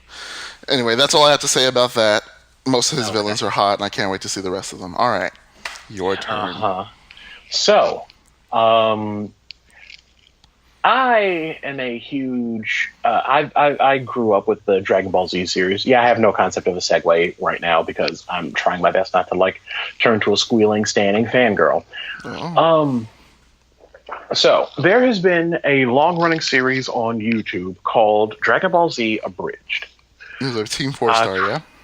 Correct. And while it is an abridged comedy series, what they are known for, at least anybody that asks me about it, is that they have a bunch of comedy, but they still follow all the major canonical events in order. Mm-hmm. This is, by the way, this is like technically 30-year-old spoilers. Don't even think about adding me because I'm going to spoil the fuck. Yep. Except for the most recent episode Beyond Certain Things, because again, the series still aired, started airing 30 years ago. Mm-hmm. Or rather, the original series, not the abridged series.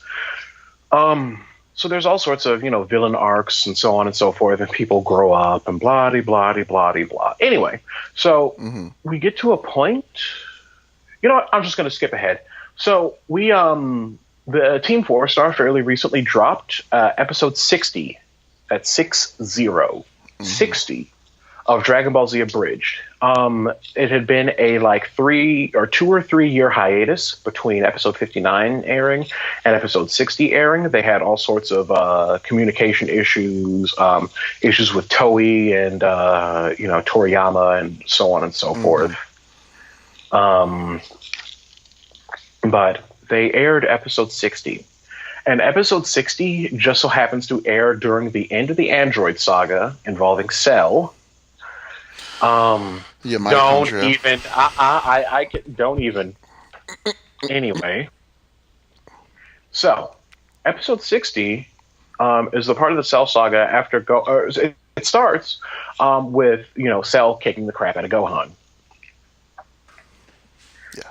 And we fast forward with all sorts of mocking jokes and references to old things, which were hilarious. And we eventually get to Hercule or Mr. Satan, depending on which version of the media you're paying attention to. They call it Mr. Satan DBZ Abridged, which is his original Japanese name. Yep. He flings, and to their credit, 4-star did a pretty spot on version of him because he's just as loud and boastful as in the original series, except he's somehow even more ridiculous. Yep. Except for a split second he turns serious, and Android 16 at that point had been destroyed, all but his head. And 16 asks Mr. Satan and the news crew to get him close to Gohan. And I don't quite remember what happened in the original series, but in the abridged series, he goes from being loud and boastful and bombastic to, I'll do it. I've got a daughter and I need to protect, and if this is going to help her, then I'll do it. And it's just like, oh. I'm like, ooh, y'all should not be making me feel a little bit for this comedic relief character in a comedy series. Honestly. So Mr. Satan flings 16's head, in the middle of the fray, during which Cell's offspring, which was a series of jokes in and of itself. Why does Cell have a dick on his back? Somebody answer me that, please. Vesta, it is a stinger. It's a dick when it's folded up. It's a stinger. It's a stinger. Okay, anyway. Go on. but the Cell Juniors are attacking the rest of the Z Fighters.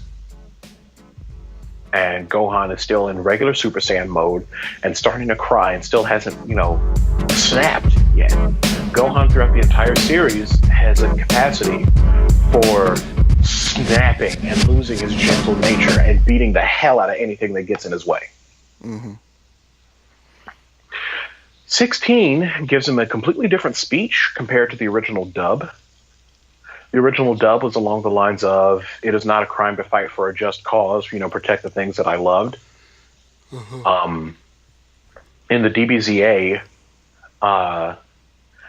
16 tells him to grow up, stop being, and normally I would ascribe that to, a touch of toxic masculinity. Mm-hmm. But it was a grow up, you're not better than everybody else because you choose not to fight. And right now you need to fight. So get over it, fight, and continue to live on. Mm-hmm. And during that, there's like one last comedic line. Cell crushes his head and kills him. Yeah. Now, in the original Funimation dub, it is still my favorite line compared to everything else.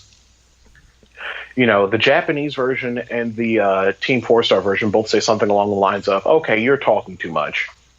No, the Japanese version says, "Okay, you're talking too much." The 4-Star version says something along the lines of, "I would think he was going to a better place, but you and I both know he never had a soul." All pretty savage, but the Funimation dub will always rip my heart out with the highest degree of savagery, because he crushes his head, looks at Gohan, and goes, "Oh look, another fighter you could have saved." I'm already mad about it, and the fucking transformation. Go ahead, take your time. So, Okay. So the Team 4-Star version, they took a lot of inspiration from the Japanese version, not the shitty Funimation dub, which has Gohan, waxing poetic in his head before transforming, which, the 9-year-old me still loved. Because, the whole line is, "I'm not going to watch this anymore," and then he snaps and jumps and changes, and, ascends to a higher level of being a Super Saiyan. But instead, they took the music from the original Japanese version and translated it where it needed to be translated into English. And you just hear the bird tweeting in the background, because the sequence is you see the bird that 16 befriended, ghostly floating around in Gohan's vision as he's looking in horror at the crushed skull of 16. Mm-hmm. And then he snaps.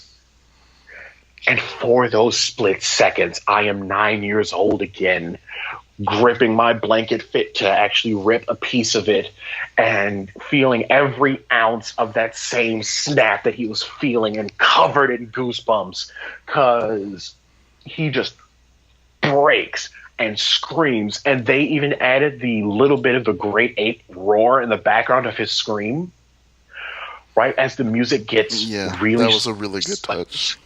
And oh my God, I'm on the verge of being in tears from the nostalgia. And I've got freaking goosebumps now just talking about it.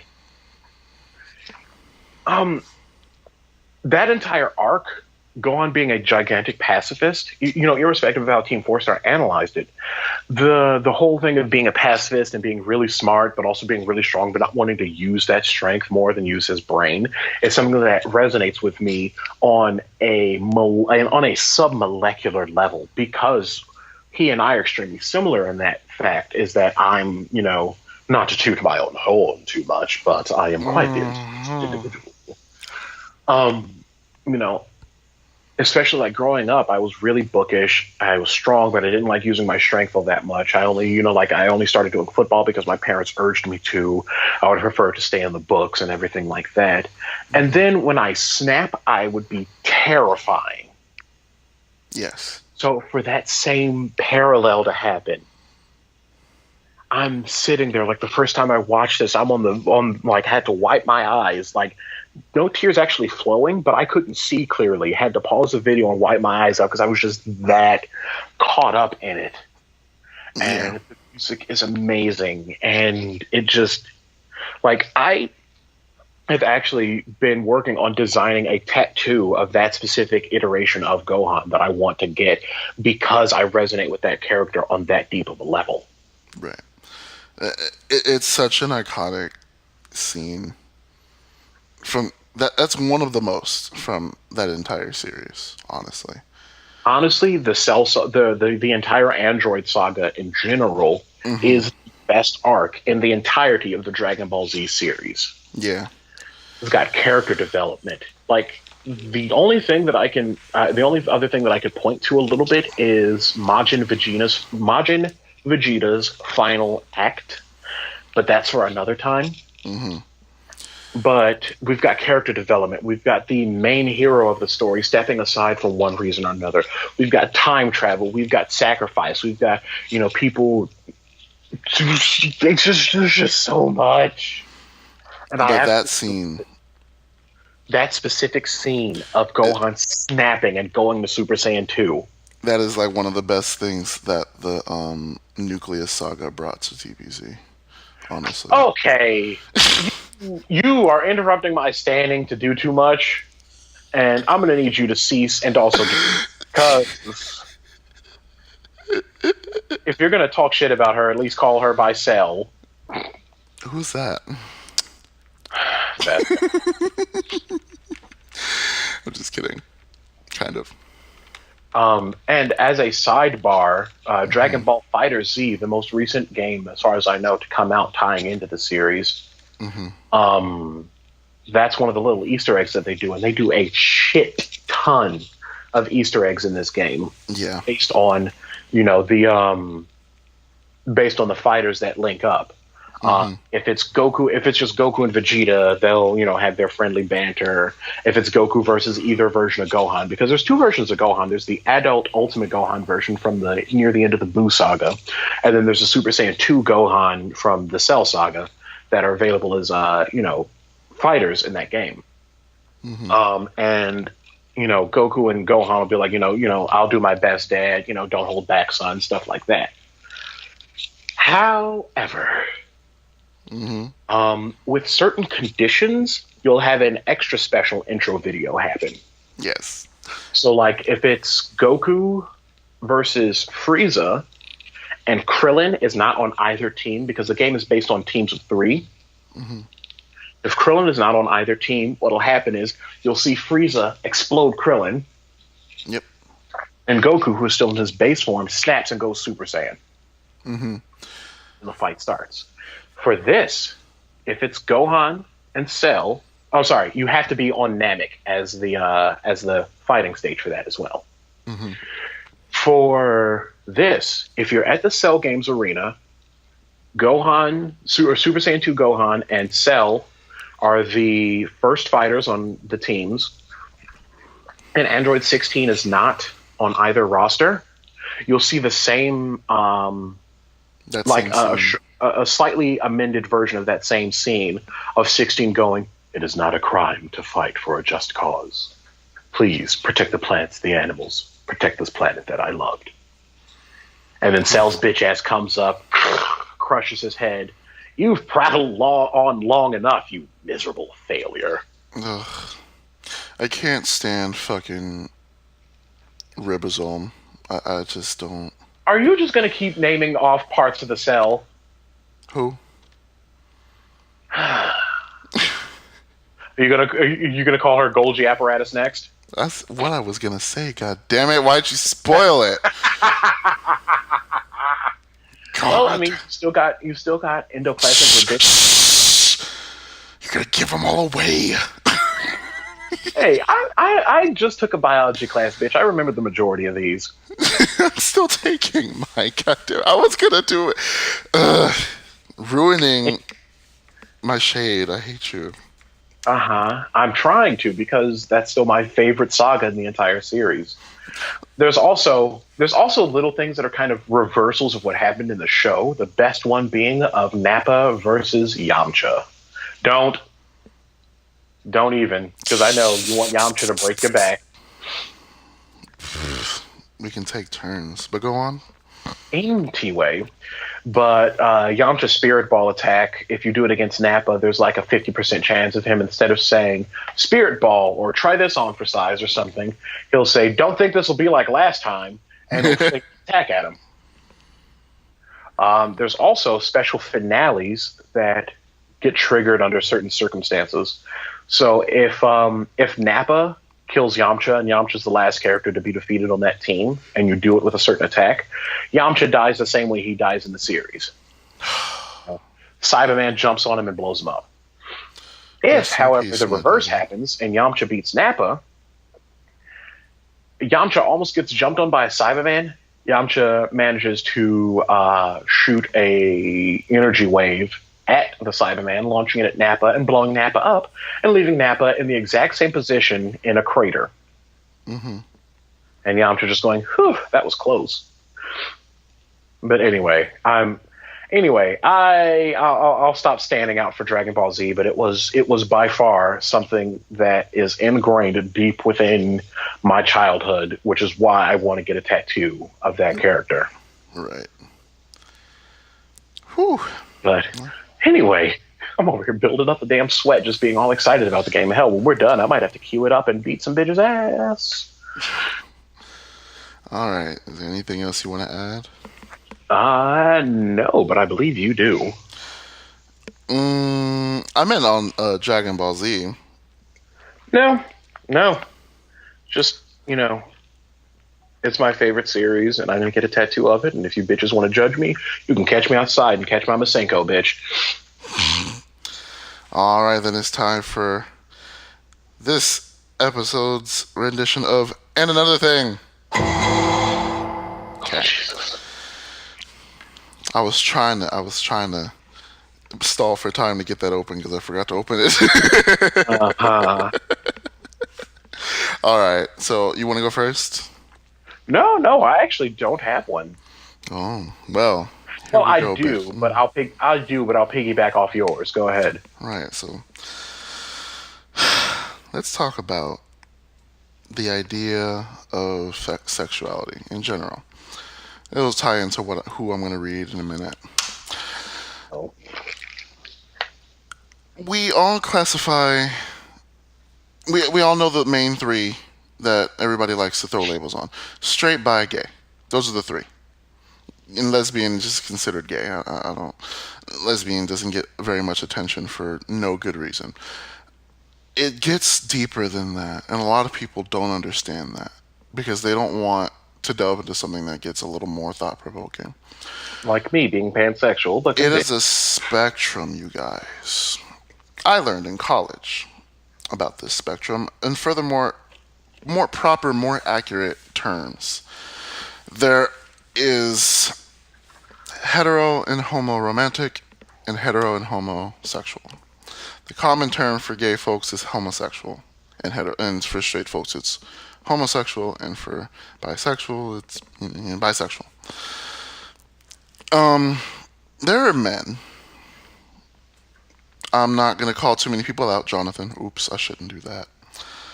I shouldn't do that. No shade, but shade. Just bleep that bitch out and move on. All right, I'm sorry. I felt so bad doing that. Just play like a chord over his name. I got the perfect chord, too. Okay. So, there are some men that claim devout straightness, but will follow that up with, but I still like sucking dick, or insert homosexual activity here from time to time. And will shit on gay people and shit on bisexual people for not fitting into the molds that they belong in. They have this drilled into their heads from religious family. I see it a lot in the black community. That's what I'm speaking on right now. I can't speak on everyone else. In the black family, in the most black families, it is very common to be it's a very homophobic kind of household to live in a lot of the time. If it's not your household, it's your surrounding family's households are very homophobic. And so these kids that don't get proper explanations and introductions into these things will still they can't identify with what they don't know about. So they will think that they are straight all of their lives, and then when they get these arousals or interest in the opposite sex, hopefully they make that discovery for their own, but a lot of times they do not. And they have this fucked up sense of what they are because they're supposed to be straight, so they have to identify as that, but they like men too. So they're still straight, they're just like guys. And then they'll just turn around and shit on gay people who are open about their homosexuality, or or just being attracted to the same sex, men and women. Mm-hmm.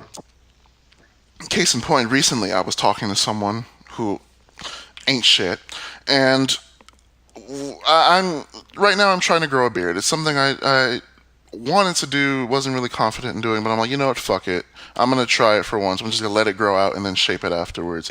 Y'all, I look like a hobo for about a week. No, it looks good now. It looks fine now. When I let that shit grow wherever the fuck it wanted, I look like a homeless queen. But anyway, I've been trying to grow the beard, and it looks good now. I'm actually really excited to see how it will look when it starts growing some more. So I decided to send this ain't shit nigga a picture of it and ask for his opinion. This person responded with, "I don't like it." I go, "Oh, okay, well that's a valid opinion. Why don't you like it?" And he said, "I like the baby face because I shave my face pretty regularly before this." And I go, "I mean, okay, I guess, but it's sort of a tired look for me that I feel like, and I kind of want to try a beard, see what it looks like." He goes, "But the beard makes you look less gay." I would like yo black ass to sit here and pull out the book by the nigga who wrote about what gay is. Find me in the dictionary where it says you can't have a beard if you're gay. Because last time I checked, there was a whole subculture of the gay community that thrives on facial hair, body hair, any kind of hair, any fucking wear. They still gay.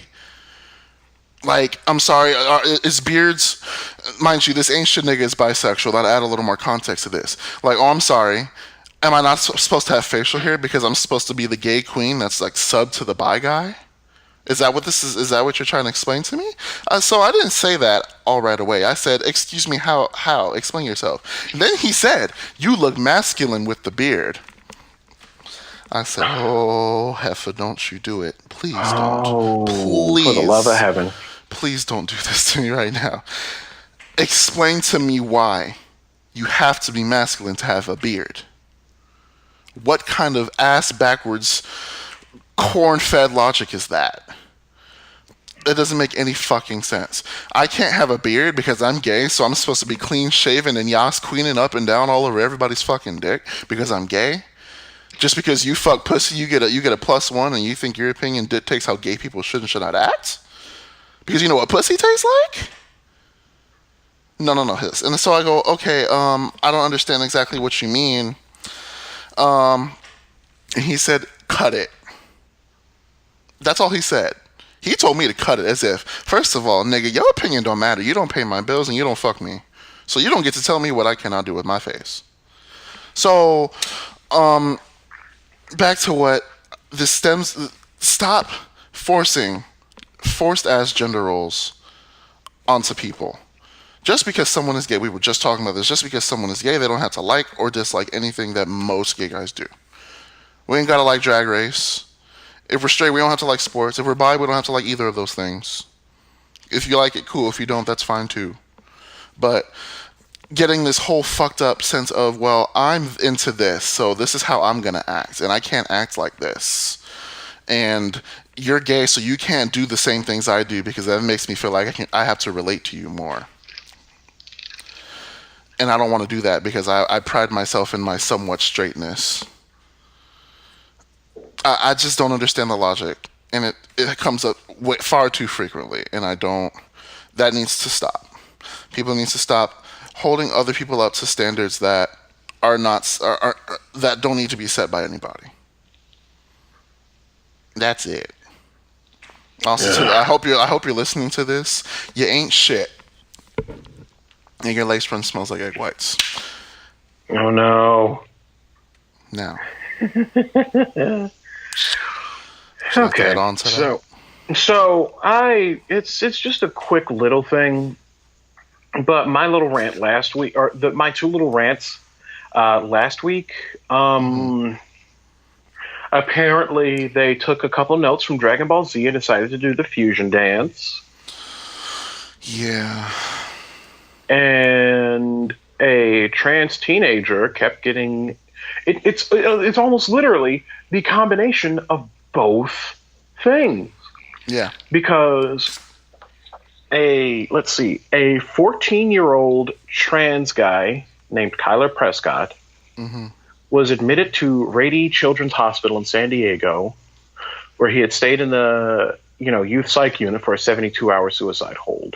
And the hospital staff, kept calling him a girl, kept misgendering him, kept dead naming him, kept traumatizing him, um, to the point where he committed suicide. And I'm just wondering, like, do I need to start saying do I need to say the opposite at the opposite of what I want to happen at the end of the podcast so things will start getting better? Like, do I need to tell you bitches to start doing worse? This is yet another child That's gone now. who is not gonna, walk across a stage for graduating high school, who is not going to be able to get a college degree if they wanted, or a college degree if he wants it. He's not going to be able to, get married or foster or have children of his own. Not going to be able to, get his driver's license, deal with fucking taxes, learn, figure out his political leanings and stuff like that. These are all things that he had the opportunity to do, but you bitches decided that I'm going to pay more attention to a sheet of paper than what the person actually says. Sure, yeah, his charts in the hospital may have probably still said female, probably because he was a minor, and I wouldn't be surprised if changing one's gender marker on their birth certificate or what have you is a little more complicated in different states. It's a little easier here than it is in other places. Mm-hmm. How the fuck ever, if somebody says, "Hey, can you call me this and refer to me with this," that'll make things a lot easier on me, especially because I'm in a fucking psych ward for a suicide watch. Do you really think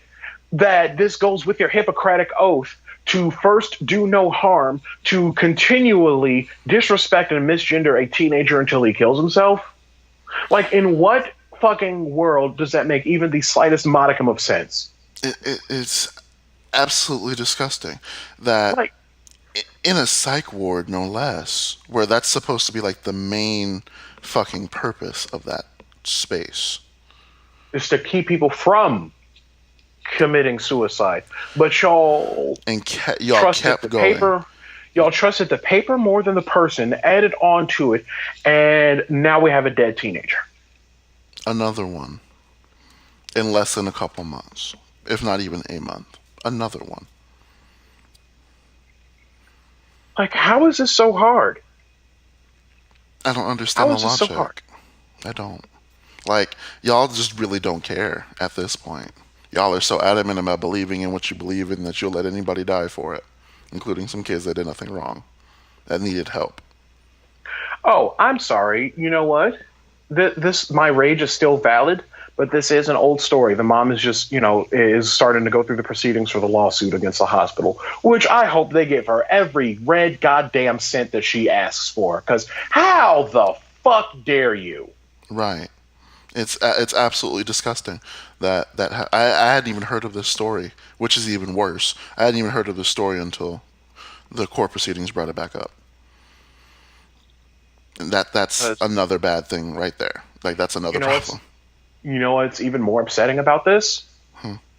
When he committed suicide, he was just shy of being approved of starting testosterone. Oh my god! And another friend of mine. He actually recently started. He recently started T, and I am like over the moon with seeing and hearing all the little changes that are happening, because it's only been a couple months. But he started to get, chest hairs and stuff poking out of his chin, and his voice is already dropping some. And I'm over here so damn excited for him. Right. And this is something that Kyler won't be able to experience. He won't be able to have his parents be excited for his first couple of beard hairs, or oh my God, there's something popping up on my chest, or anything like that. None of it. Because y'all broke the fuck out of your Hippocratic oath. And I hope to every god and every pantheon that has ever been worshipped that you all are made destitute for contributing to ending this child's life. Yeah. And I'm done. All right. We need to do better, y'all. Come on. There's no reason these kids need to keep dying like this. As children. There's no reason. Whether it's by the police or by their own hands or by the hands of others, it just doesn't need to happen. It doesn't. Or by a hospital that has a gender management clinic. The irony, like the horrible sadistic irony in that is horrible. It is. It's disgusting. But anyway, I think that wraps things up for this. Now that I've gotten that out of my system, we can, segue into the social media bits. Yeah. Please throw us a like on Facebook. We are listed on there as the Baldwin Kids Podcast. And you'll see the same logo as is on our YouTube video and on all of our SoundCloud uploads, which we are looking at. We should be expanding into SoundCloud in the next week or two. We should be. Prices, y'all. We got. We're working on it. But like our page on Facebook, we post updates relatively frequently on there. You can also follow me on Twitter, which my handle is at the Iron Magnus. That is TheIronMagnus.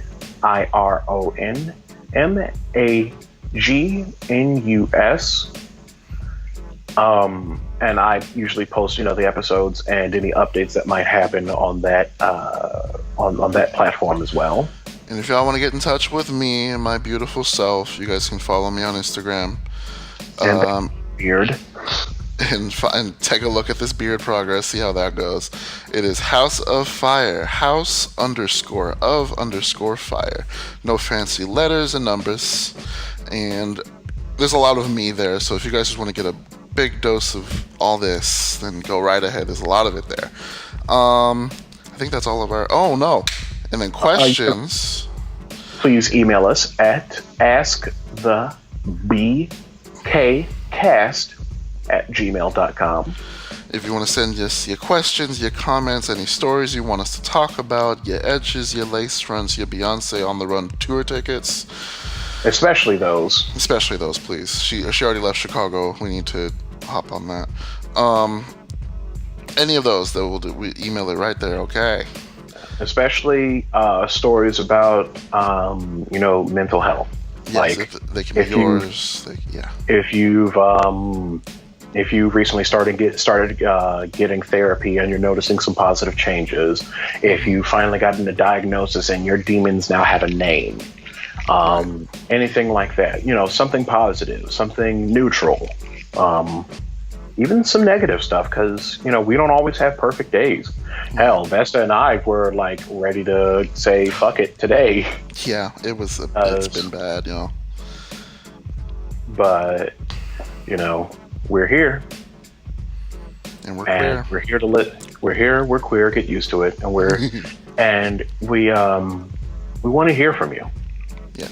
Don't be afraid to tell us about it. And we default to using pseudonyms for people. So if that's what your concern is, rest assured we will read the submissions and make sure that there isn't any personally identifying information in there before reading them on the show. Absolutely. But yeah, one of the big things is making it known far and wide that mental health issues are not just a white people thing. I'm looking at you, black parents. Yeah, we're right here, so what's up? Miley, what's good? Oh, not touching that. Not touching that. Yeah, let's not. We can save Nicholas Pharrell for another episode. You leave Nicholas alone. Also, yeah, I think that's it, yeah?